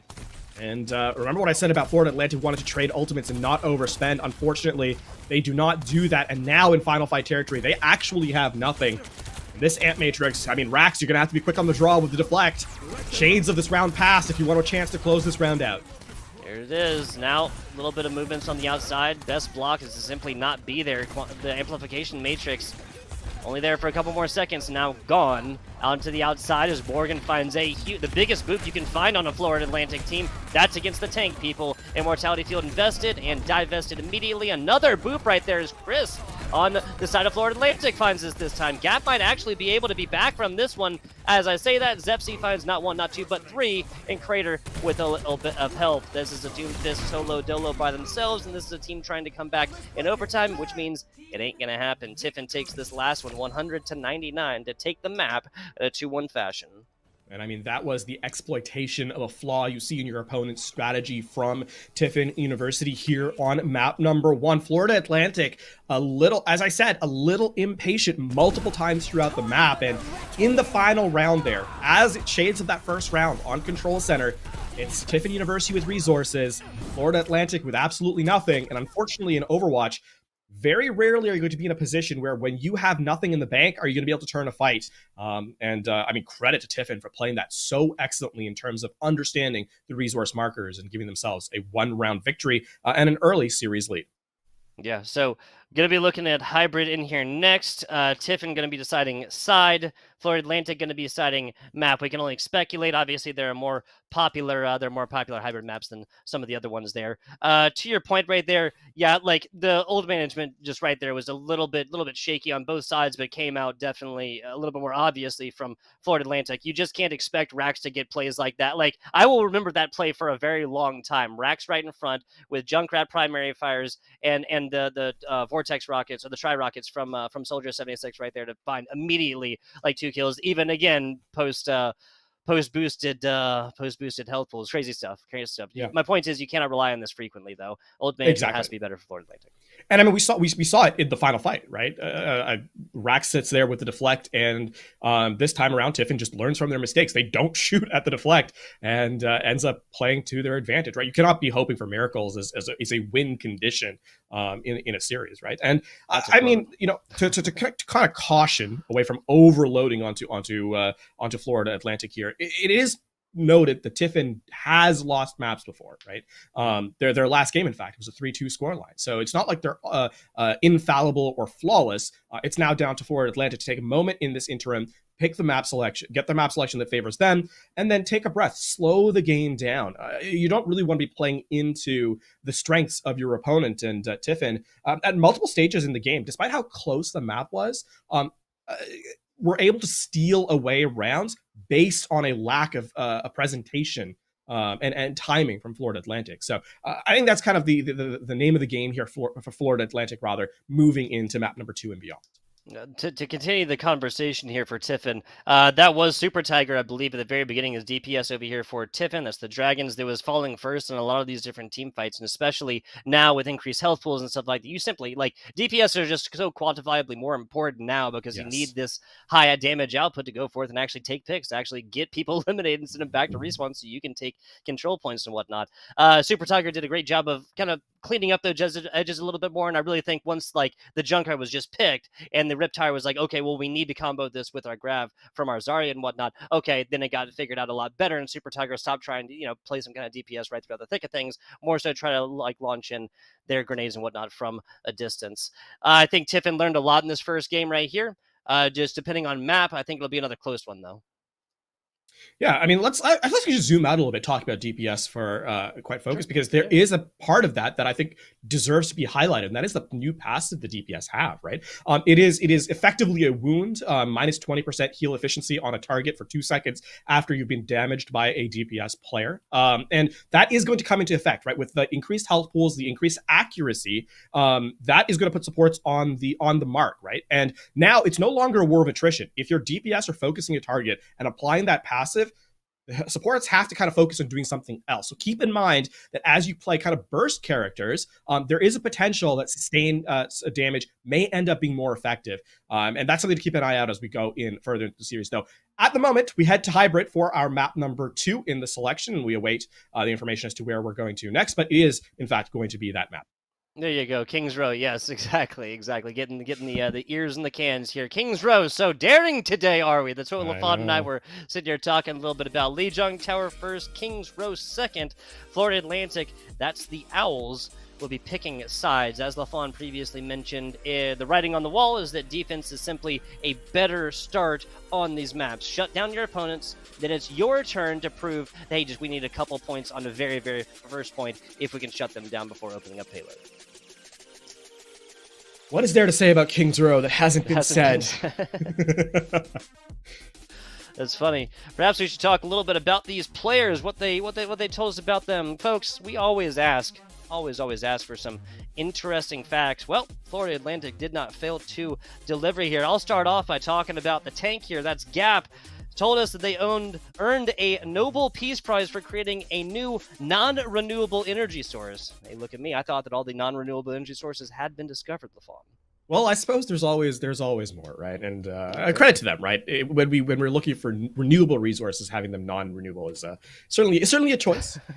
Of course, very, very specifically. We'll sprinkle a couple more of these facts as we kind of get later into the broadcast. But we're opening up now as we highlight to Kings Row. Talk with the idea of rush, right? This is an old classic, Reinhardt and Zarya on Kings Row, but the Bastion May means that Florida Atlantic, if they're getting close, you can really put the hurt on an individual. There it is, Morgan down right very there, early. DT finding a lot of burst damage against Morgan onto the Zenyatta. Zenyatta facing a little bit of lesser health pools recently as well. Zepsi taken out by, this composition here from Florida Atlantic, this is blocking everything up in the front, whether that's through the Reinhardt shield or through the Mei wall, and then just sending massive, crazy amounts of damage via the Mei and the Bastion all the way through. Florida Atlantic has pulled the old trick, and it grants the same kind of result. I mean, this composition was popularized, in high tiers of play based on, coordination. If you can play this composition to its perfection, you're going to beat a lot of teams because of the fact that you're playing together, right? And isolating any individual with a dive or with a rush is so very difficult. You can already see no one in Florida Atlantic has really taken damage. Look at the DPS damage from Tiffin.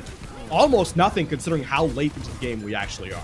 Yeah, Super Tiger's 78, 90, excuse me. I can't even count that fast, LaFon. That's going to be a nasty trap there. Okay, so Big Gap is able to get back, get that healing, and now we'll have his hammer swinging and that wall out as this one goes. Tiffin has learned exactly what they needed to, and that is to pressure this wall. Morgan now out. First of all was Morgan in the first fight. Morgan going to be taking the first pick in the next fight. I don't know how you more adequately redeem yourself, LaFon. It's a nice little wall, though, from Rax to actually keep the Riptire from finding any value. So this is not a ton of space being earned by Tiffin, right? Then we're gonna I would expect to see this Ant Matrix kind of brought down, but you're standing in a line against an Earthshadow, which is a tough place to be.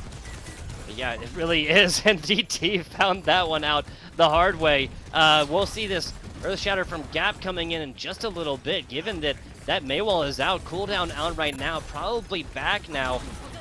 Can be countered pretty easily. Here comes the grab. That's a lot inside. Gap only survives with a larger health pool, and all but a team kill against Florida Atlantic.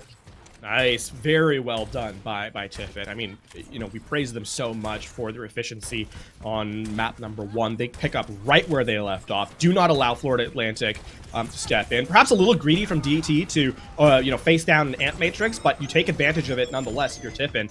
The grab combo, so much damage throughput. Covering the streets right here, but nothing really hitting hard. It's going to be the Riptire that finds a lot of value right here, and Florida Atlantic going to fall off the back of a couple of well, really, it was just Super Tigers right there. Zepsi obviously on the Zarya, slower to charge that grab. Yeah. I mean, the big thing there is the Graviton Surge from last fight is what charged up the Riptire, right? Everyone's standing in close. You don't really have to worry about hitting everyone, and that's a, you know, 60-70% ult charge. Now, this is the critical fight.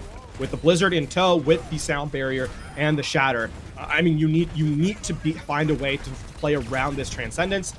Walk around the corner. Oh, jeez. Gap right there. Gets trapped, then sees the Amplification Matrix right in front. It's only off the back of pretty much every bit of health that shield had. They're able to stay alive. Super Tiger almost pulls the same trick twice right there, but Gap says, hey, I've seen this season before. I mean, I still like this from Tiffin, though, right? Because Morgan gets picked up so early, there can't transcend in time. Florida Atlantic, despite having the speed, do not chase down the kills. And as this fight kind of comes through, Morgan's in prime position to cancel a lot of that damage with Transcendence here. See how that goes on board the Super Tiger. Thread falling right here. Swings for the fences is Gap, and that is a perfect time to pull this one. Chris with the Sound Barrier on the other side just was literally waiting for the Soldier 76 to start a holler run. Big reset. Florida Atlantic, again, spending ultimates without actually finding value. And I'm really impressed with the efficiency here from Tiffin. It is so difficult to be efficient with resources.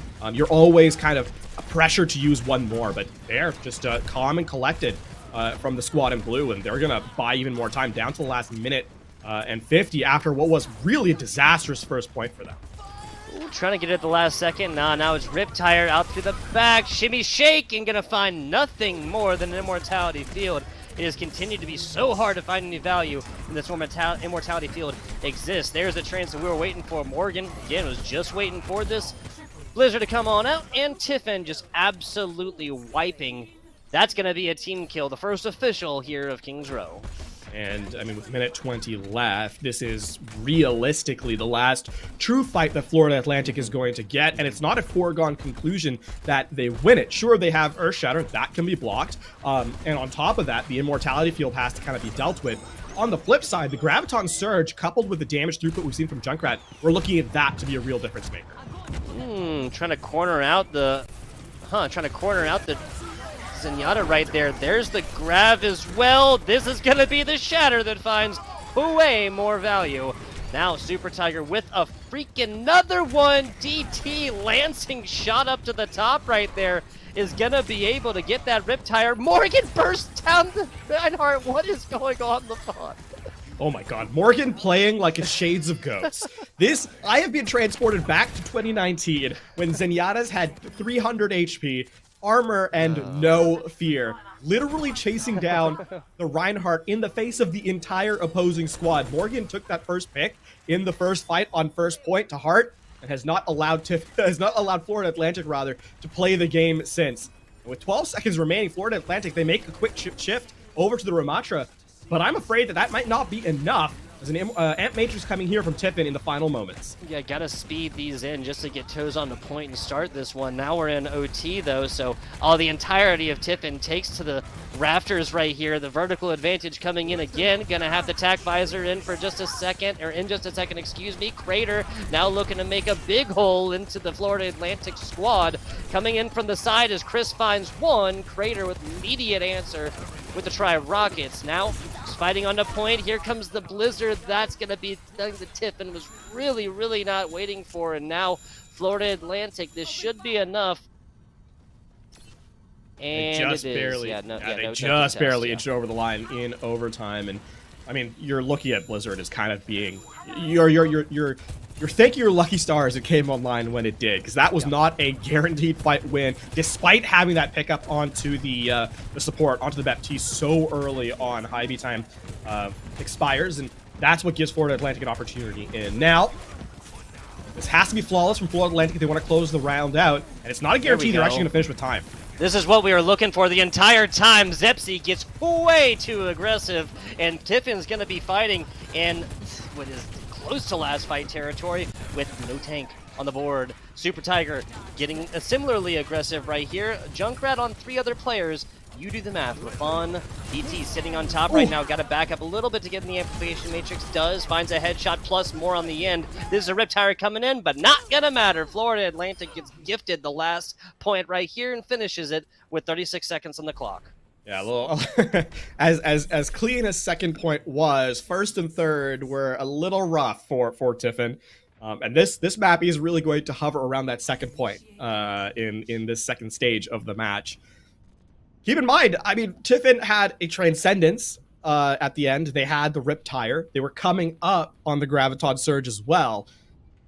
To lose out the round with better positioning, with Florida Atlantic starting with nothing, feels really, really rough. And you have to give a lot of credit to Florida Atlantic for identifying that Tiffin was not respecting the player advantage, thinking they could get away with kind of that hyper aggression that they showed on second.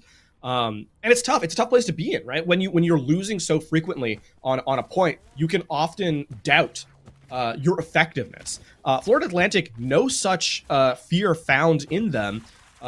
Punish the over-aggression of Tiffin and close out the round. And critically, 36 seconds on the clock. So no matter how well Tiffin does on their attacking half, if the map is completed, we go to extra innings. Absolutely. Absolutely. I'd love that here. And now in the middle meat of this ECAC season, you know, once again, 3-0, 3-2 for the first 2 games for Tiffin, 2-0 perfect as of right now. Florida Atlantic has that bye, has that win. So both teams really trying to avoid their first loss. Of course, Florida Atlantic lost their first map of the season as well, the previous Lijiang Tower. Posturing up as of right now. Tiffin just trying to make their way through the gate and does. Bursted right through. Breaks down the gate. Now has a fantastic rotation and decision to go either up top and then drop down. Just continue on with Zepsi. The first time we'll see Arissa as well. See how it goes as this Super Tiger Zepsi combo facing a lot of pressure right now. Just trying to find a place to put this projected barrier's gap, and there's no real good answer for that. Everybody realizes the Super Tiger solo duo on the side. And now Tiffin going to be fighting this one 4-5. I mean, that was a nice edge, if you will. If Super Tiger gets a pickup, it's an entirely different fight. But instead, Gaff isolates the Junkrat and closes the round out, right? Closes that first engagement. Speaking of looping DPS, it's Crater's opportunity for that now. This is so much more important for Tiffin on the DPS, excuse me, as well. Be that back out in just a little bit. Rax falls. Florida Atlantic had a big one. There's their other DPS, DT, going to be able to take down the tank. Tiffin coming back to a regroup. I mean, if with Zepsi kind of dying so late as a stagger, it actually undoes Rax's elimination, right? Because the Mei will be able to walk back in time. Now you're looking for execution. Can you get this Riptire through the Immortality Field? If so, this should be the round opening. Florida Atlantic, though, if they can survive, they're playing around a Blizzard, they're playing around an Amp Matrix, they're in actually a pretty decent position to kind of close this one out. 100% agreed. 100% agreed. It's just about taking space and living through it. Morgan getting mega aggressive on the side. There's a chance to keep themselves alive now. That was a lot of value for their teammates as well. Just had to get out immediately. That was just a matter of positioning, and off of a single Transcendence, the Riptire is nice, but off a single Transcendence, Tiffin is taking first point. Just a little greedy from Florida Atlantic again. DT trying to escape. Will not. We're actually going to get a change here as Gap goes over to a Diva. Still technically a better defense on first from Florida Atlantic than Tiffin Showcase. As I highlighted, though, second point is going to be the make or break situation. Defensively, Tiffin were spectacular. Florida Atlantic have to cover a lot of ground here, take a lot of time off the clock to put themselves in a position to succeed here on King's Row. I'm opening up first point King's Row. Decently difficult. The next big challenge there, Lafon, is getting under that overpass right there, and this is being given up right now. Florida Atlantic is just trying to push this Tiffin squad back to somewhere even near there right now as Gap finds just a face full of damage over and over again. Here comes the Amp Matrix. That's a little bit more on the outside. The Blizzard is out, and I think found one. Nope, didn't even find one. Crater was able to get out of that one. Main tank down for Tiffin. It's regroup time yet again. Yeah, this is looking pretty rough for Tiffin, and actually they get away with just losing their tank player. So despite 2 ults being thrown down by Florida Atlantic, it's a very effective run through. I mean, for Tiffin now, collect everyone with the Orisa, with the Terra Surge, and then kind of play around the overclock as well here from Crater. Had to get through there. Rax falling. Zepsi taking out the Immortality Field. Another bailout factor here for the side. Florida Atlantic getting leaded for right now. Riptire does come in, gets nowhere. Super Tiger, uncharacteristic. Nothing from the Riptire right there as Crater invested a lot as well, and Tiffin is just trying to get out as of right now. Florida Atlantic has had a stout defense in the second half of this defense. Gap has really shown up on the Diva as well, right? This is a tough character to play in the best of times. With the amount of damage you kind of have to mitigate for your team, it gets even more difficult. Cannot be selfish with the Ant Matrix. And it has surprisingly been kept alive throughout. Now you're going to see a shift over to the Zarya. Again, trying to chew through this Matrix that does not block against beams. Keep in mind the buffs came in, the hotfix, a little bit more damage for Zarya, so Diva even more vulnerable to this character. Yeah, and people on Florida Atlantic just need to get away from Zepsi. They don't want to charge up this Zarya right here, because otherwise Gap is going to have a bad day, a real bad Wednesday. Now, Gap doing a great job of playing right in the position, though.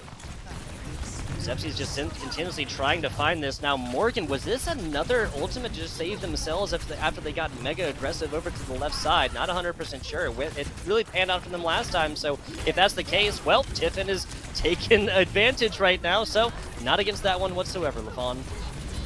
Now they get the remake here from the Gap as well, just to extend the fight, but they are down their main healer, so it's all about staggering out now for Florida Atlantic. Die on payload, make sure to escape if you can, and looking a little bit more rough as Zepsi dances with the mortar from afar to try nearly take out Rax. Yeah, man, Morgan is just doing such a good job of getting these longer range picks out as well. I feel like at the beginning or the end, almost every single engagement, Morgan is showing up in this kill feed on your right side, folks. And that is not on the absolute right side. The left side is taking picks. I'm not sure what I was trying to say there. And I mean, now in this fight, it's all about trying to peel away the blade. Riptire opened up first. It'll be tough to dodge this one. Finds the... Yeah, so you can shut down the blade capability. Like you were saying, DT now pulling this one, overclocked, activated, and that is the worst time possible to pull this one. When every member on your team is dead. Florida Atlantic really tried for that one. Their defense held strong earlier to burn off a lot of this time, but now Tiffin is like just barreling down here on last. I actually like this change, by the way, on Rax. Even though they had the blade to go over to the mate, you're not going to chew through an immortality field, through a transcendence, through the bubbles of the Zarya, as well as the damage of the Junkrat. So instead, switch to a main and provide more utility for your team. And so far, off to a good start. They take down the main support. You traded your Lucio, but the respawns are closer to Florida Atlantic. You can see Tiffin forced to retreat for the moment as they wait for their healer to return to the fray. Now, for Tiffin, landing a Graviton Surge here outside the cooldowns. Immortality Field forced. This is a good window here for Tiffin to try and push the payload through with time remaining. Now that one done there, though. Nothing doing. Both teams just kind of disengage for a second. Still the best one. Now here's the grab out. Soundbarrier invested as well. The ice wall right there gives nothing for the opposing squad. Tiffin gets very little for this one. Now they are on point. They are pushing this one forward as members of Florida Atlantic did have to back up. Post the end of the last one. Nice headshots. Everybody on Tiffin just staring at Gap. Heavy time.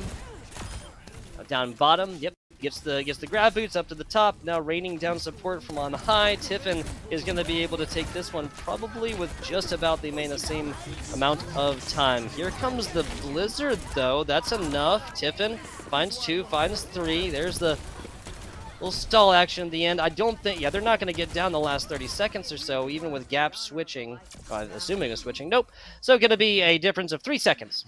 Right here, LaFawn, 3 seconds. I mean, it's tough, right? I like the idea from Florida Atlantic. The execution was just a little too late.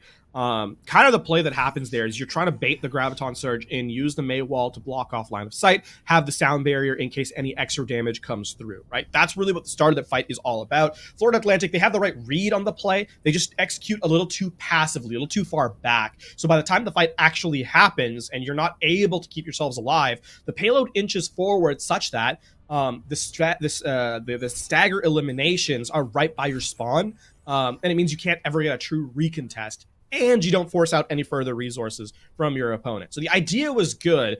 The execution was just a little delayed there from Florida Atlantic, and unfortunately ends up being that there wasn't mounted much of a defense on third. That being said, they do have a slightly better performance, and so they get to set up on the defense now again. And a small change stylistically here. We're seeing Sigma for the first time. And Chris, off the Lucio, we're going to see the Bat Zen combo here from Florida Atlantic. They're acquiescing. There's a ton of damage in play here from Florida Atlantic. Yeah, this is, I believe what their idea is just a single pick kind of comp. Put the Discord Orb on, DT, Rax, both on the Sojourn, Mei. Focuses a lot of attention on there and tries to fight these with numerical advantage, but that's going to be a little bit difficult if you have Zepsi getting these projected barriers out exactly where they need to. Speaking of, barrier on barrier here, Zepsi tries to force Gap now into the corner, and that Gap is super, super low. Immortality Field invested mega early. There's the stun and more onto Zepsi as they thought they were going to have some easy pickings onto their opposing tank. Tiffin fighting this one without a tank and only 30 seconds to go. This is a regroup situation, right? Never mind. DT taken out by their counterpart. Back and forth we go. Back and forth we go. DT will be back with the rest of their squad as Gap now has joined with them. Super Tiger taken out. Chris is going to be the Zenyatta following at the end of this team fight. I mean, here Florida Atlantic are trying to hedge their bets and play both a disengage as well as keep presence on the point. And unfortunately, this is what happens when you play halfway. You get value out of neither. So Florida Atlantic will have stagger onto Mei, and they don't get to hold position for the overtime as Tiffin will collect. I like the idea from Florida Atlantic, by the way. They're playing a neutral game composition. Unfortunately, because they were unable to win the first fight flawlessly, Tiffin are going to start to roll through to ultimates. And I think Tiffin's ultimate's just a little bit better than Florida Atlantic, with the exception of the Blizzard. Yeah, I mean, the Morgan trans to Chris trans right here is the biggest differential that I see right now. Tiffin just has a lot more sustainability, even when Thread pulls out his amplification matrix. As I say that, Thread getting rather low right here. The first pick for the Florida Atlantic would be worse if it was this amplification matrix on Thread, but now that is out. Here comes the trance just to kind of help the squad burst through this one. DT somehow gets the damage through. This should be enough. The Sigma ultimate accretion as you come down to the ground. Immortality Field focus for just a couple of seconds as the IP time gets this one out, but nobody on Tiffin can get in. Still a single point in the overtime type situation. It's going to be not a shabby performance for Tiffin University. It's a decent, right? That's like it's 1.5 fights that you effectively get with this time bank. So to capture the objective, to capture and move the point, means that you just have to be solid for your first approach, right? You're looking for Tiffin University here to get a team wipe or close to it on the first fight, because that puts you in position for a staggered engagement towards the very end of the round, right? So as we kind of highlighted earlier in the series, first fight ends up being the most critical in terms of defining how this map is going to ultimately close out. Yeah, and just taking a look at these starting compositions, do you feel like there's anything that needs to change here for the Florida Atlantic Owls, for them to come forth and just open up first point? At that point, especially if you purchase yourself your little wiggle room, then changes can come. But just staring at this right now, what are you seeing? I mean, I'm looking for. I actually think like the Reinhardt / Sigma. Actually, the Reinhardt, Sigma, Ramatra are probably what I'm looking for here. One of those three characters that can hold for a little bit while you get the Mei wall up and to isolate a target, right? That's what I'm looking for from Florida Atlantic, especially because they've showcased the willingness to over-aggress and get value out of the Zarya bubbles, right? 100% agree. 100% agree. Gap, there's the Ramatra. The mantra that we were looking for. And this is just everybody pouring damage into Chokehold as of right now. Rax gets a toe past it, and now we'll be able to split attention of the Tiffin defense. Now, rolling on in here, even without the assistance of the Lucio, and Florida Atlantic is pretty much over there right now. Going to be in the face and putting pressure on Tiffin's defenses. Just a couple of seconds. Gap getting rather low, but Thread is there for it. Block comes up. Comes the assistance on. That Junkrat barely got out of here. Rax, oh my goodness. The Sojourn turns their attention skyward.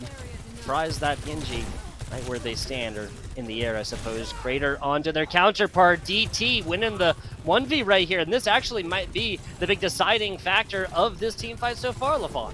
Yeah, and now it's critical for Tiffin to not stagger out. Heidi Time cannot be eliminated here. Super Tiger cannot be eliminated here. If they are, that actually likely spends the end of the map because it is overtime, because the spawns are so delayed for Tiffin University. So you can see the passive setup from Super Tiger. I like this, that they're not over-aggressing, not over-investing.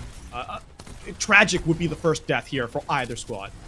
Yeah, I do believe, like it has already, he's going to go forth and determine the status of these team fights, and who's going to be taking this one down. Of course, Tiffin taking first map. Zephy, 100% charge right there. Super Tiger helps with this kill onto Thread. Immortality Field done, dusted. Tiffin is there. Here comes the Immortality Field. Here comes the Riptire. Gap taken out, and Florida Atlantic has struck. Oh, excuse me. Tiffin is struck back.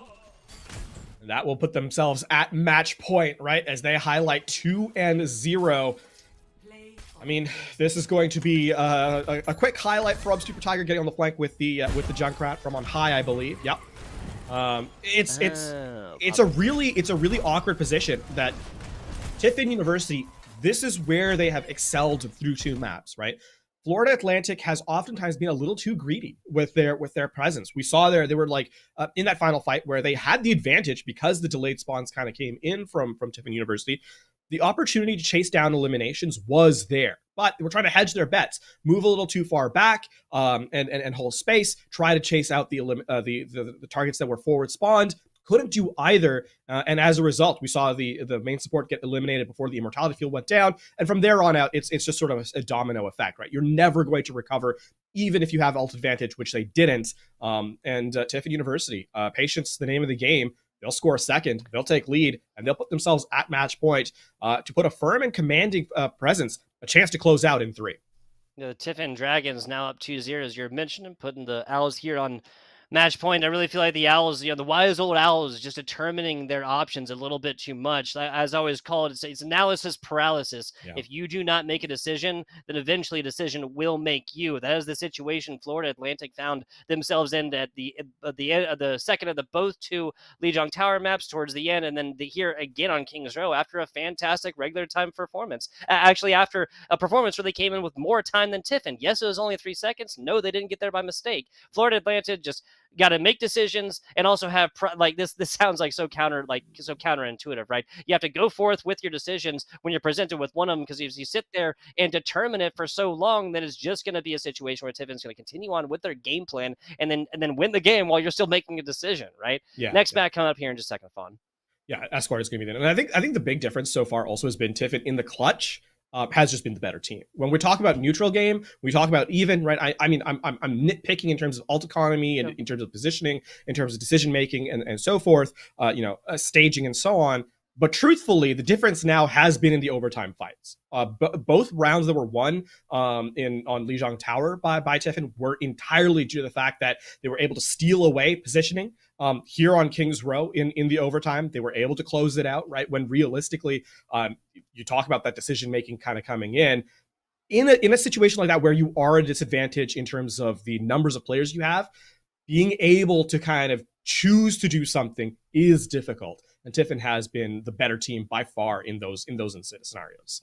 Like the super clutch positionings and whatnot, right? I mean, also I got for a lot of this can be attributed to Super Tiger consistently not always wanting to just fight it right down main. Super Tiger won this game off that Riptire from the back right there, just getting up, getting away from people, pulling Riptire and finding picks. It seems so simple, but so frequently, especially with what Junkrat can do now, it seems like getting away and just flanking a lot more is going to be a mainstay Overwatch 2 post changes, and especially now with everybody 25 to 30% more healing. So Escort coming in here in just a couple of seconds. This is a quantifiably different, geographical look than the first 2 maps we've seen, Lijiang and Kings Row. Yeah, I mean, historically, Circuit has been Sniper's playground, right? A poke map where even in the height of kind of rush compositions, you would see Sigma Sniper and you would see Hanzo kind of step in. To note, all those characters are incredibly good this patch, but I'm not necessarily convinced that Circuit Royale is ideally a poke map still, right? And so I think we are likely going to see, even if they open up on poke at the start, I think it is likely going to evolve into a rush composition later down the stage of Circuit Royale. Sigma with 2 snipers on the side of Florida Atlantic, the long-range Widow, the more medium-range racks on this Hanzo. Looking at Hanzo on the other side. A little bit of mix-up of the where the heroes go on here for Tiffin, but that's okay. We can catch up with them. Morgan going from the healer position on over to a DPS. DT just looking for a way in edgewise, just looking for a head to start this one off. Racks a little bit of damage, looking for the second one. This isn't really a whole lot of value they've given so far outside of course, the kind of danger factor that has been provided. Widow did get technically nerfed in the hotfix earlier today. A little harder to hit the shots with that hit scan. Projectile smaller, right? Yep. But so too was Soldier. Soldier's projectile is a little bit smaller on this match. Have a skill test between these two. Rax is not going to be involved in that skill test, at least in the last 10 seconds or so, because they have been taking out a huge source, especially of non-long range damage. Eliminated here for Florida Atlantic. DT just trying to find, again, just an initial pick, because they really have not found out a whole lot here yet. If you're Florida Atlantic, you're DT, you don't find another pick here in the next 20 seconds, do you switch LaFon? I think you probably do. And also, one thing we haven't kind of really touched on, Super Tiger on the Mercy here, right? Away from the Junkrat for the first time. Definitely an opportunity to exploit the seeming choices of Tiffin here. Watching this edge perfectly right now is Florida Atlantic now pulling the Sigma ultimate around. There's the grab shots down. Nicely done. The accretion and more on the backside right here, as that's going to be fantastic stuff. Pulling the res. Nicely done while the projected barrier is out, or the experimental barrier, excuse me, is out right there. And now Super Tiger getting aggressive against the Widowmaker. I love this match in all its facets here. Thread using those moon boots, trying to get away from the source of danger. Fantastic stuff. DT coming in with a clutch kill just in the nick of time. Zepsi, their ultimate, finds one. Florida Atlantic fighting this one with a maximum of 30 healing per second the way of Chris's orbs here. Zepsi gets out from the Dragon Strike, but this isn't going to be very much else, especially with Gap right in your face. Throw a Discord Orb on top, and Super Tiger isn't going to be able to do very much. There's 2 shots and a hit, but the res is there to still get out with a contest, half a meter away, and this is the defense not giving this one up yet. I mean, this needs to be more aggressive from Florida Atlantic. They cannot allow the respawn to step in from Tiffin, and they're actually giving up a ton of space here. Okay, Gap versus his counterpart, little Sigma on Sigma action. Sigma's gonna win. Florida Atlantic, that's the kind of Sigma they want to hear. 1.5 meters away. Tiffin's done a fantastic job on defense so far. Without a tank, gonna be a little bit harder for Florida Atlantic. Picks upon picks as Super Tiger maybe investing a little bit too much attention and trying to get these cross-wall reses, LaFon. I will say, though, for Tiffin, despite having realistically no presence in that fight, to be able to steal away Gap's Gravitic Flux means that there is now a pathway on second to hold aggressively, and it feels like Florida Atlantic a little scared of the pressure being applied by Tiffin. This is like literally like a 4-way sniper duel with a little Mercy res on one half of this to boot. Really, Mercy and the Zen, of course, being the only difference between these two team comps. I think Circuit Royale, like you said earlier, writing might be in the wall a little bit as far as these team comps, even post change. Now, ultimate up. Rex sends this one out immediately to split the teams of Tiffin here in half. Zepsi forced to go right, swallowed up afterwards. Then a bunch of snipers taken out. There is one sniper left alive, and that is DT right now. This is going to be Florida Atlantic just walking right in on to second point with more time. Yeah, really nicely done. Actually, really perfectly done by Florida Atlantic. All of it starts with Rax eliminating the infrasight from Morgan. With that damage down, or with that information down rather, Florida Atlantic can play more aggressively. They can pressure the snipers more effectively, and then coupled with a Dragon Strike to zone everyone into a position, that's what opens up Florida Atlantic to find success later on. And now Immortality Field early force. Yeah. Okay. So Gap actually gets a kill against Zepsi right here, the only one involved. But hey, if I'm going to take a single pick, I'll take your tank every single time at the beginning of these. Zepsi will be coming back with that ultimate here soon, though. As taking a look, we got, what, Crater, Zepsi, and Chris glowing with ultimate right now. Keep in mind, though, Florida Atlantic at least have a response, multiple responses, rather, to the Gravitic Flux, whereas Tiffin, if the Immortality Field is blocked out, you're just hoping for Accretion to find something, right? Here it comes. Zepsi gets this out. Immortality Field as the assistance as well. No value for you, my friends, as everybody knew that this one was coming like it was printed in yesterday's paper. There's the Empress right for DT, just trying to find more, but with a couple of projected barriers right there, it's even going to be hard to see. Immortality Field invested now from Thread. The perfect time. Try shots there. Morgan whips that one around and finds a nasty kill. Crater following that one up as well. As a pinstripe kill feed, it's dressing well today, LaFawn. I mean, Morgan, what a flex to go from the Zen over to a Widow. It's not done and dusted yet, but the respawns, they should favor Tiffin. Can they come out of spawn in time to reset? Just barely. Super Tiger with the movement. Nice, nice. There's only the IB time here as well. That's a lot of healing. The Swift Step will come in. Can't quite. Super Tiger, you see, just kind of trying to get on the inside of that monkey bubble, but can't get out after the second Guardian Angel right here. Here comes Rax again. This is how the last team fight was decided. Gap takes out their counterpart. Tank on tank action. They are taken down. A single Suzu will not help you, my friends, as Crater, the last bastion of hope, playing on the Tracer, of course. Super Tiger tries to come out. Nothing doing. Florida Atlantic finishes this one with 102 seconds. LaFawn.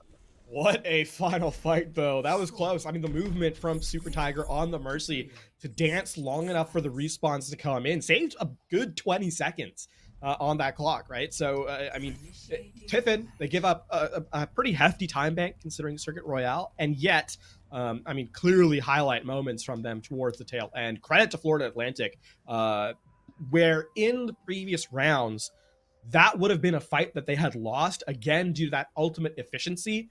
Here, they're able to finally keep resources in the bank. I mean, I'm looking at that Gravitic Flux, which Gap has gotten so much value out of on this map specifically, to close that closes the round out. And Florida Atlantic now in a decent position to actually find purchase on map number 3. Yeah, extend this one on along here on Circuit Royale a little bit. No changes necessary to the compositions, it seems, as we continue to see only the one real difference between these two, right? Super Tiger, previous Junkrat player, previous DPS player, now on over to the Mercy. Chris playing the Zenyatta earlier, playing the Zenyatta again, both teams with that Baptiste, of course. Here's one way Florida Atlantic, I think, has an advantage on this map, and that is that they've been able to, as a 5-player unit, change compositions at will, right? This is something that Tiffin clearly has not been able to facilitate for themselves, right? Fairly stable in their compositional setups, right? The Junkrat versus the Mercy now. And this is something that is going to have to be, I think, dealt with. Tiffin kind of bang their head against the wall until the wall crumbles.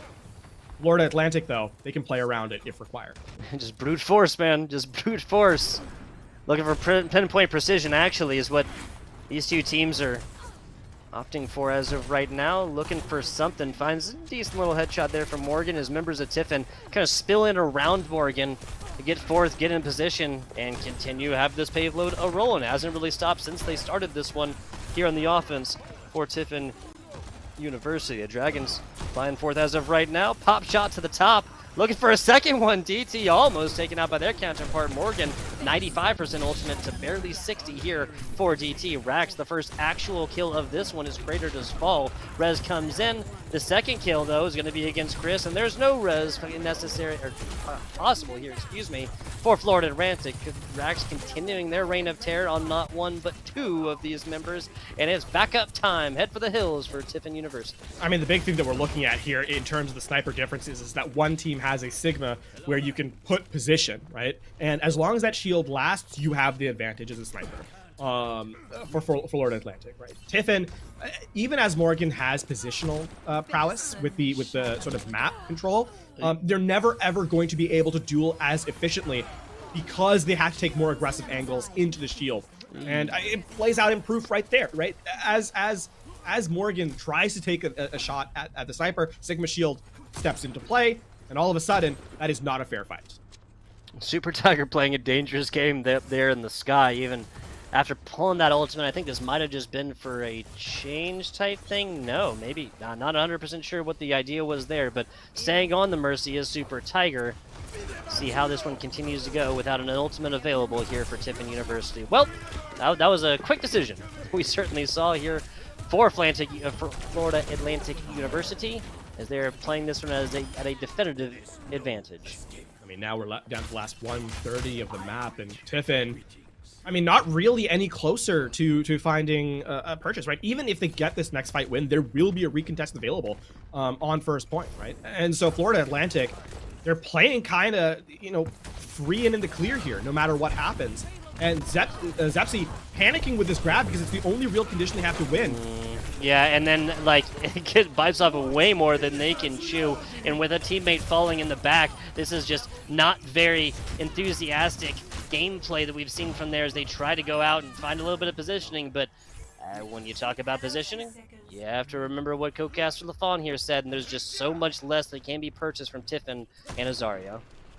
I mean, now you're banking on the Graviton Surge being the win condition. Chris, who had been delayed on this Transcendence, is actually up to it too. So the small advantage that perhaps was efficient or available in terms of economy has also withered away. And realistically now it's Florida Atlantic that just have to play their cards in correct order to close this map out.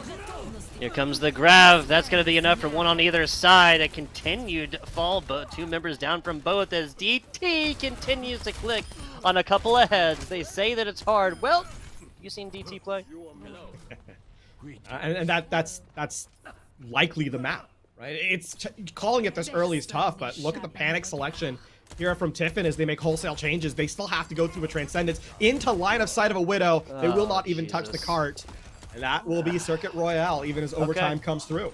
Yeah, so it does technically touch right here. Morgan probably going to be able to touch again. This is Tiffin realizing that is a losing battle. Take the L. The Owls reign supreme on Circuit Royale, and this series gets preserved for at least another map. And for Florida Atlantic, there is now a small glimpse of hope. Get Tiffin off their comfort, and all of a sudden you are the team that should have default advantage, right? Now, here's where the problem of losing the first two maps steps in.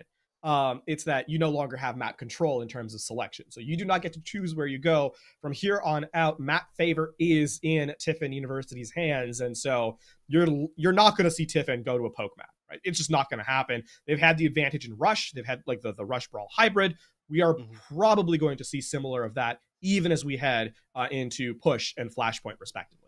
Yeah, and also, obviously, in case you're just newer to the esport, of course, or newer to our format, loser picks side. Well, there's no real side to pick within Push. True neutral situation within Control, within Push, within Flashpoint, of course. We'll be looking at Flashpoint if this is a tie right here, and I'd be very, very much excited for it. And here, week 4 middle meet again of this semester so far in the season's collegiate competitions thus far. This was, I think the writing was on the wall a little bit. I think the Dragons just had that fire breathing ready to go. It was really employing that across the Lijiang Kings Row maps. Then once these practically mirror compositions were picked, there was another clear advantage pointed, and that of course was the Owls. They just played pretty much all of these individual heroes just simply better. I didn't really see a big difference for Tiffin's side overall within the game, not within individual duels, but overall within that Circuit Royale map that really proved that they should have gone forth and even taken a single point. Yeah, and as we head now into push, I mean, you're looking at it from Tiffin's perspective. We have three options, right? Colosseo, New Queen Street, and Esperanza as options, as sort of the three maps within that map type. If I'm looking at that composition, obviously we don't have access to scrim history and so forth, but based on the selection they had in map 1 and 2 and how well they were able to play it out, I'm looking at like a Colosseo. I'm looking at like an Esperanza. I'm hoping we're not going to a New Queen Street. You want to get Super Tiger back on, I think, the Junkrat. You really want to get those flanks open. You want to force the rush as an opportunity. And I think Brawl is where you want to stay. And you know, I think New Queen Street is likely going to be the worst option for them. Colosseo is the call in the cans here from our goated production staff. Very much appreciate the folks over there, ESU, yet again. Colosseo coming up right here. That's actually a huge point that we did not talk about too much, right? Super Tiger providing a lot of value onto the DPS, specifically the Junkrat. We see them on Mercy almost actually the entire of Circuit Royale, even offense and defense, right? Yes, that is exactly the case. And I the reason I predicted Colosseo is kind of the opening gambit for, or the selection that Tiffin is likely to go for, is that this allows them to put Super Tiger back on this Junkrat, which I think they will do. And on top of that, it opens up the flanking potential. Like, think of when Super Tiger was at the most effective, right? It's that 4-man elimination from high ground on King's Row in the window, right? Or in Control Center, where they were able to filter to an off angle, find a rip tire elimination onto 2. And I think that's Colosseo gives the most opportunities to sneak into those high grounds and surprise your opposition. So this is kind of the reasons why I think Colosseo is, of the three maps, the best selection. It also means that you have to keep your eye out, if you're Florida Atlantic, on flanks, on these high grounds, and punish when it comes in. Easier said than done, of course. You can say that again here. Colosseo, obvious push in general. Colosseo specifically known for swings, but regardless, first fight is going to really dictate the pacing, stance, and everything else is going to have across this map right here, which could prove to be a Tiffin University W, a W that was done in 3-1 fashion, or a Florida Atlantic tying factor to see a 5th map and a flash point. Let's talk a little bit more about these two teams. Got a couple of interesting facts. We'll go with the non-Meebe ones first. How about that? This is Chef Cuz, telling us that after 10 whole minutes of banter between a group of college-age students here in North America, right? Team only came up with one fun fact, and that is the DPS duo. I believe that is Super Tiger and that is Crater. Refer to each other as Andrew Part 1, Andrew Part 2. Funny thing, LaFon, their real names are Kurt and Brock. And without context, we have no idea if that is uproarious, we engage in uproarious laughter, or just a very silly inside joke, right? So I will choose to believe it's the first, right? I will trust their sense of humor, and assume that it is simply the funniest thing that has ever been said. Yeah, I have to assume after that one. 10 minutes. No other fun facts beyond that one. No other fun facts. You have to assume there's a lack of fun facts with this group then, right? Perhaps they're just super focused in on the gameplay itself. And speaking of gameplay, there's that selection we talked about. It's back to the rush composition. It's back to the Junkrat. Keep an eye on Super Tiger. This player, if they filter into the background, get an off angle, that's where Super Tiger thrives the most. Super Tiger, back onto it. Absolutely love to see it. Morgan, high by time. Back onto their traditional roles and in their respective places. A lot of back and forth right now. Zepsi, fair to say, not winning this engagement back and forth, especially once Gap has these barriers. The experimental barriers just continuously proving that they can have a lot of damage go from the other side. You get the staggers out here if you're Florida Atlantic. Cannot allow the reset to step in. They're actually giving a lot of space over to their opponent. Even though Tiffin looks like they've given up ground, keep in mind they're going to elect to take the high ground now. So on the recontest with the payload, it's actually going to be Tiffin who are favored in terms of the damage throughput. Look how difficult it is for Rax and Datorian specifically to actually get into position to find eliminations. Speaking of, that's not one but two here. Rax, Gap, both comboing for one. This Tiffin squad hitting the back pedal for right now. Excuse me. Crater at least going to find a little bit of rest for the weary here. Zepsi is not just alive, but full health. That's a pretty high charged. Okay, yeah, not going to matter right there. High by time, and Morgan both nowhere near this player. Tiffin resets. Florida Atlantic is going to take a lot more space. Yeah, really nice there from Thread. The final blows coming in from the Baptiste. And of course, unassisted in terms of ultimate, right? You're going to have the amplification matrix. Well, you would have, but you're not going to use it now. Okay. Yeah, no real need coming for in this before one. Atlantic. I mean, Morgan has been doing this consistently. If Morgan can do this on DPS, why have Morgan play on DPS, Super Tiger play on the support? This is really ringing true. As of right now, is Tiffin now taking this back off of a single pick and going to be taking a little bit of space of their own. Super Tiger going to be screaming about this Riptire in just a couple of seconds as Rax tries to find a little bit of damage in from the back. Splitting attention of the Florida Atlantic on the offensive side. Rax in the back, and the rest of the squad doing a great job pushing from the front. That was nothing from this ultimate. That is an incredibly uncharacteristic performance from Gap, and another one there from Super Tiger. These are players that are averaging like probably more than an elimination per ultimate.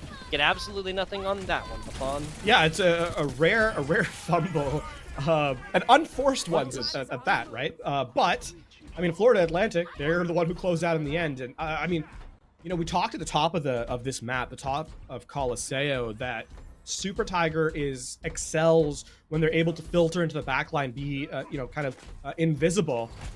The player who's doing that best on this map is actually Rax. The Tracer has been feasting on the backline of Tiffin, and while attention has to be drawn, that opens up Datorian and overclock into Ant Matrix. Yeah, that's an easy sell for 2 kills.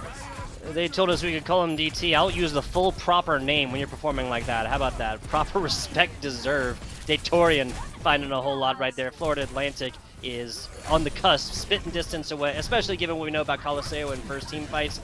67 meters against 34. This is Tiffin's game to win right now, as the writing is definitely on the wall and the picks continue to come in. Gap just providing so much DPS, like so much damage per second right down the side of this one. This is actually a huge mistake from Tiffin. They keep fighting from the same exact spot. Why would Florida Atlantic shoot anywhere else beyond this left side entrance right here, besides this left side choke? And but keep in given mind that that's only where Tiffin's been. Yeah, keep in mind that the payload does not move faster on push with extra number of players, right? Yeah. Whether you're 1 or 3, it's the same speed. So Florida Atlantic are incentivized to send up 4 players to the front line and just punish Tiffin as they try and aggress again and again. And I mean, Florida Atlantic, perhaps the last Gravitic Flux wasn't too hot from Gap. Now, a chance for redemption as he's right back at it. Here's Zepsi, Thread taken down, no mortality, Field invested on this one to save the life. Rax gets mega low right there, switching on in here. Excuse me, Zepsi gonna be getting a lot of support right now, and after getting thrashed for a while, Tiffin says they are done with it. Wise Old Owl figures game plan to get out of this one. They're gonna be charging back with this robot and hopefully getting a little bit closer to their 117 meter opponent has right now. I mean, keep in mind though, all of Florida Atlantic are going to get forward spawns rather, and that means that it's going to be a close fight in center. So even as Tiffin attempt to gain progress, they're forced to kind of set up passively here. They do get across the middle line, so forward spawns lost for Florida Atlantic, but that's a trade you're willing to take, especially with the early elimination. Yeah, especially with the Torian taking out their counterpart. Lot invested, nothing doing though. No return, 0 gains on that one, as Florida Atlantic is just mopping up on point right now. Morgan, oh no. Oh, Wait, no. they think they can turn this actually, and they cannot. Not with Morgan charging forward like that. They have a Tracer boost somehow involved in the Zenyatta kit right there. The lesson has been taught multiple times. Tiffin just seems to not want to do the reading. Yeah, this is, I mean, we were pretty harsh on Florida Atlantic early on in terms of economy. The same must be dealt in recompense to Tiffin. Certainly a curious ultimate in terms of transcendence there from Morgan. We do get a change over to an Ana. I don't necessarily think this actually solves any problems that Tiffin is having, though. I mean, I guess that, especially with Rax on the other side doing everything they need to be doing, and Torian just finding headshots left, right, and center. A different look. Maybe they know something that we do not. Here comes the mortality field. Reciprocity in the form of a transcendence on the other side. Nothing if not expected for the first pick for Rax to take once Ana changes. Is onto Morgan. Morgan was doing fantastic things on the Zenyatta and had a transcendence ready. Maybe it's just they want to be able to Nano the Orisa, Nano the Sojourn. I'm not sure here. I mean, they're unlikely to be able to get to an effective fight at this rate in terms of being able to generate the nano boost, how close the barrier is to the final checkpoint. And I mean, Gravitic Flux online. We're going wholesale changes now to a Rig Ana. This is what you expect this in a dive composition. You're simply not getting it. I mean, Tiffin, they're gonna have to do something that people have not been able to do all year long, and that is get value out of Terra Surge. They don't. They just don't. It's just so difficult to do, man. It is just so difficult to do, and especially given that Florida Atlantic knows. I mean, I've been saying it all day long. The best block is simply not be there. Mr. Miyagi knew best people. Okay, that is exactly what they just do. Yet again, Gap backs up a little bit. Nobody wants to shake hands with a Terra Surge, and that was everything that Tiffin could really get done on this one. We are going to a map number 5, my friend. And that is really a tremendous fumble from Tiffin, because that is their map selection. Keep that in mind.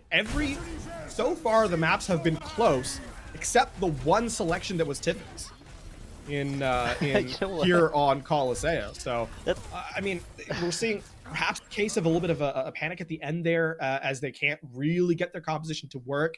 And I think the big pickup for me in terms of how dominant that was Rax on the Tracer, right? You know, we're talking about Super Tiger on the Junkrat and what they were able to do on the first 2 maps, utterly invisible because of how much pressure the backline was under. And Super Tiger just couldn't play that aggressive style while also supporting the tank, right? And so a lot of that comes down to the fact that Rax, in basically uncontested, chases down the 2 supports in the backline and kind of falls apart from there. Especially given that the switch was onto the least mobile support in the entire game right there, especially as you have to go forth, you have to take a bunch of space right here, and the writing's on the wall. If Anna dies, well, she's going to have a much longer next trip to go out there with only a minute and a half or so. What I have to say positively is I'm not against the malleability, the willingness to change LaFon, the willingness to realize, hey, this ain't working, we're going to make wholesale switches. But like you said, the Anna, the Brigitte support combo with an Orisa and trying to find value with the Terra Surge has just been hard frequently, but throwing a lot against the wall was Tiffin University here in the last little bit, and I'm always all about that act. Now, move on to Flashpoint right here. It is to be expected that both of these teams, Tiffin included, of course, will go back to something a little bit more mainstay, a little bit more expected, a little bit more Flashpoint-y. Yeah, and I mean, here's one thing we can highlight. Tiffin is not a stranger to a 3-2 scoreline, right? This is their last game, in fact, was in this position. Whereas for Florida Atlantic, I mean, a first-time appearance for them. Now, we do head to Flashpoint. We only have 2 Flashpoint maps in the game, Suravasa and New Junk City. It's tough for me to draw conclusions because in terms of which selection is going to be highlighted here from Tiffin University, keep in mind the style that they've been successful on the most in this match. Both maps can be played with that style. So I think here it's going to come down to which one they've played the most. And I really don't necessarily highlight one as being better for one team versus another. I think this is going to really come down to what experience they've had in server.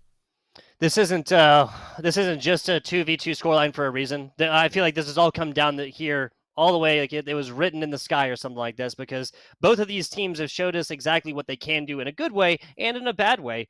Yes, LaFon and I were mildly harsh on a couple of these teams earlier. Well, I think we're even-handed with it as well off the back of the performances and the results within these maps. It is now crunch time here on Flashpoint, and really, if this is Tiffin throwing everything against the wall and seeing what sticks, well, do that one again. There's still a lot to be written as far as team compositions, post changes, and when the relatively new game mode, and obviously the relatively new maps within Flashpoint and whatnot. We'll get confirmed on Flashpoint map here in just a second, LaFon.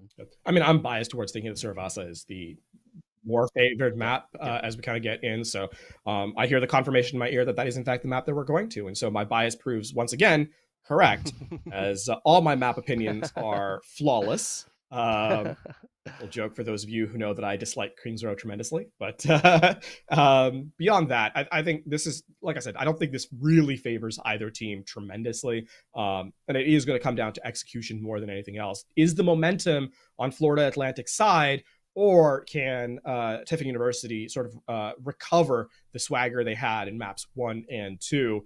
I mean, a reverse sweep certainly in the cards here for Florida Atlantic. I would love it. I would absolutely love it, right? Come back here for the Florida Atlantic University squad after like a really, really close lead Jung Tower. Again, folks, that was 199 first map for Tiffin, 199 for Florida Atlantic in the second, 199 for Tiffin in the third. So just barely lost that one out by a couple of percentage points. You move that on along to a Kings Row that they lost 4-3 on this one. Again, a very close map. You cannot describe the last two maps as close. I'm sorry. You simply can't. Florida Atlantic has taken their wins much more definitively than Tiffin University has in their first two Ws. I mean, part of that we can highlight as being a compositional difference. It really felt that Circuit Royale was a read onto the lack of flexibility that is available to Tiffin University, right? You're playing a suboptimal style on a map that really favors poke. I thought I talked about it at the top of the map, at the top of Circuit Royale. I thought they would switch to that rush composition much, much earlier than they did. And instead, they tried to kind of stick on that hybrid poke. It really didn't favor them. You saw what that ended up being, a full hold against a 140 time bank, which on Circuit Royale is actually quite a bit. And then on Colosseo, rarely do we see full map completions. On push, it happened there. Recovery now for Flashpoint is required. And it should be noted, Flashpoint does play similarly to Control, if a bit faster. And that is a map type that Tiffin University has already won. Yeah, that's a very, very good point. To my point, right, that both of these teams took an individual on Lijiang Tower, and it was very close, so I'd love to see this. I think that the difference coming out from these two teams, LaFawn, is going to come off in the form of, like, that pop-off potential. We need somebody to get the backpack going, get those squats done, or perhaps bench presses. Fun fact coming on here from the Florida Atlantic Owls, coach told us that Chris can actually bench 51.2 pounds. Very, very specific amount. Gotta be a record for an Overwatch player, though. I don't know. Have you seen some Overwatch players? We're kind of jacked, I gotta say. Like, you know, I'm just headed to the gym quite a bit.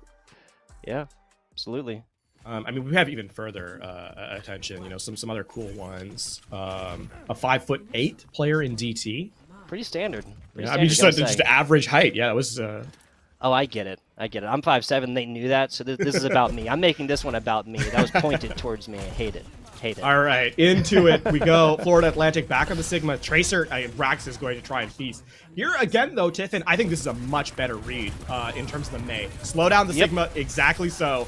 Isolate, eliminate, and take control of the Flashpoint. Draw it up to perfection, execute it flawlessly. Florida Atlantic back to the drawing board. Yeah, not one but two forms of speed boost as well for Tiffin University. Morgan, of course, the classic, and then the new Intimidator here, Zepsi onto the Junker Queen. You throw a Mei along with a bunch of speed boosts. We're going to like the result. Super Tiger on the Junkrat, been doing fantastic things so far. I think compositionally, maybe looking at like a Reaper or something like that. I have been beating the same drum for 4 years, LaFawn. That is a super powered Reaper. A faster Reaper is going to be beats. It's always going to result in good things for your squad. Taking a look, Zepsi right now. Playing this corner as Rax fails in their flank attempt here. Morgan actually going to be the one taking that one. Here comes the wall, and Florida Atlantic has not learned the lesson. They crater, just put these up in chokehold, take down your opponent, or take down your teammates, excuse me, post haste. I would not be too worried right now if you're a Florida Atlantic. I mean, there will be some concern because they're going to lose this point 100-0. But this is also the point that least favors the Sigma, right? It's too easy to isolate damage. It's too easy to kind of zone out the Tracer as well. Rax has really not been in the game on Flashpoint. So once you get to the more open stages, there's an opportunity here for Florida Atlantic to turn things in their favor. We're going to need to see a much better positioning here from Rax as the map kind of opens up and the Tracer can start to really take these off angles. Taking into the numbers, simple fact that Rax is not even quite at 70% as of right now, given what Tracer does and how quickly she can get her ultimate. That should tell you everything you need to know about Rax and just where they need to go and how they need to perform differently here in the future. Super Tiger getting snuffed out here from DT DT is just going to be feasting from on high. Pick the litter here and loads of targets to choose from. Morgan, Zepsi, Crater, all taken out. Florida Atlantic covers up this Flashpoint like white on rice. I mean, and that's exactly, you know, you draw it up to perfection on round one for Tiffin. Florida Atlantic look to the fight here and say, all right, Our Tracer is finally unleashed. You know, Tiffin tried to bypass that aggression and go with the amplification matrix, but it's too little too late. Rax on the flank. Bullies out the Baptiste. That turns things around. Big Flux. Ooh, here we go. The sound barrier to match. Zepsi gets the immortality field in just the nick of time. I buy time. Coming in through with the clutch for the squad. Morgan as well. The sound barrier and everybody else would have had some troubles had that not landed. Here's the immortality field, but there is the Junker Queen ultimate. Throw a little bit of Blizzard in for some flavor, and that's going to be Florida Atlantic reigning supreme with the first team kill bell of this Flashpoint map. Unbelievable presence from Chris there to not use the Transcendence in the middle of the Blizzard. Like, that's a place where you're kind of panicking if you're a support player. Like, can I keep my team up? They don't overcommit. And now, actually, with 90% remaining, I don't know who's the one who's expected to touch on this payload. Morgan barely gets there, I think. There's a take, excuse me. There's a pick. So, I mean, you got to at this point. Tiffin fighting this one all the way through. Zepsi does what they can. Super Tiger with the Riptire only found one as Gap just go forth some absolute feeds. My goodness, 1-to-1 on the count right now. Map count, hill count, flashpoint count. What would you call this? I think point is an acceptable term to use. And I mean, Florida Atlantic, they recover quite well. Remember where they were where we kind of criticized them in the clutch in the first two maps, and they're no critique whatsoever, flawless. Even as Morgan gets there first, gets an elimination first. They use the Riptire to kill the Transcendence. Florida Atlantic still come through. I mean, Gap quick on the draw. And now Tiffin are in really rough position as they try and approach this point. Morgan says, I am the high ground. I am the Highlander, and there can only be one. 2 seconds before this one opens up. Back and forth we go. The Gravitic Flux comes down onto the ground. My God! Gap, gap, gap, and more gap here as you gave Gap Tiffin University. Skill gap, differential, whatever you want to call it. Gap has been finding everything with every single ultimate thus far. Hy-Vee Time's going to want that Ant Matrix back, I do think. Yes. Unfortunately, the entire team was dead when that one was activated. Alas, that is in the past, and now we move to the future. Keep an eye out. Tiffin, you have to make something happen by hook or by crook. You have to just go for broke here. Yeah, so Rax gets the stick right in there, but the Immortality Field saves them regardless. This Baptiste on both sides really been coming through to negate that out into like early sticky situations as well. Speaking of, Ivy gonna be able to, or not being able to live through that onslaught. His Gap just literally just filling this chokehold right now and lets his teammates feed the Owls. Absolutely on a hunt right now. And I mean, this is where not having any ultimates comes back to haunt you. Florida Atlantic, sure, the Pulse Bomb doesn't get any eliminations, rather, but it does its job. It forces Immortality Field out as you try and position on the objective. There's just no way to keep yourself in contention, and now in Final Fight, I mean, Florida Atlantic, you can see they're just pressuring out Tiffin. There's going to be no contest as we head to the opposite side of the map with Florida Atlantic now in a position 1 round away from stealing this series in a 3-2 fashion. Yeah, like coming back in every way, shape, and form is Florida Atlantic right now. What, they dropped the first 2 maps, showed up impressively on the Circuit Royale and push map earlier. Flashpoint here going their way after the first point, of course. I think Tiffin and Morgan having the sound barrier here for the next engagement is really going to be the name of the game if they're able to here, because, I mean, just so far, especially now that Hy-Vee Time has just changed onto the Kiriko, we haven't really seen any rushes here and what value they can have. Here it comes. There's a real... So I call for an important sound barrier, and Morgan calls this one before anybody from Florida Atlantic is even on 2-point right here. Fortunately finds a kill afterwards. Chris now finally pulling out this Transcendence. Been holding on to that one for quite a while here, LaFon. I mean, Zepsi has to, he cannot clutch. It's actually going to be a win for Florida Atlantic in terms of point presence. That was, it wasn't pretty from Florida Atlantic, but they do have the critical first point capture here on this 4th round. And why that's important is because with how quickly Flashpoint evaporates, you can force Tiffin to have to spend on this next fight, which means that in Final Fight, or even if Tiffin takes control of this objective, in Final Objective, you will have the eventual economic advantage. Florida Atlantic, I think a good read there in terms of understanding how Flashpoint plays out. I hear you. I hear you. I mean, what they got the Tracer sticky bomb. There's no real ultimate indeed is how often it comes up in my opinion. But 1, 2, 3 of them, they gotta have to drop probably 2 of them at the same time and just see what kind of pressure that elicits here against Florida Atlantic. Because if they allow this squad to go forth and get a couple more ultimates, they have lost any sort of advantage. They have accrued accumulating these ultimates, 3 of them as of right now. Throughout these team fights, much closer to it is Gap right now at 67. Yeah, Rax has done a great job of stalling this away, though. Like, Rax, it dodges the Riptire, too. Whoa. Oh, it is falling apart. It is falling apart for Tiffin. Yes, it is. Yes, it is. No Crater. Blizzard as well with the Junker Queen ultimate, the Riptire, both done, dusted, nothing right here. 96-97. That is so crucial for Crater to get back and just for this team to hold on as best they can with high by time now down. Morgan nowhere near a Transcendence. This is going to be so hard. Zepsi, Super Tiger finding a couple. That's exactly what the doctor ordered. Crater doesn't even need to use this Blizzard right here as that was just a little bit too late for DT. Oh, they are. I mean, listen, Tiffin, where they needed it most, the clutch factor came back. If Rax had gotten that elimination onto the Junkrat, if Super Tiger had gone down after dodging the Riptire, it would have been lights out. It would have been over. It would have been done. But Florida Atlantic, they can't quite turn things in their favor. And, I mean, Tiffin, they're holding on by their nails at this point. It is not a firm grip on the map, no sir. And it's looking really, really tough. Super Tiger... Nicely done. Picks on picks right here. Super Tiger Gap both taken out. 4-on-4 as of right now. 59-60 here for Tiffin. This is not just last fight territory. They've been living in it for quite a while, LaFon.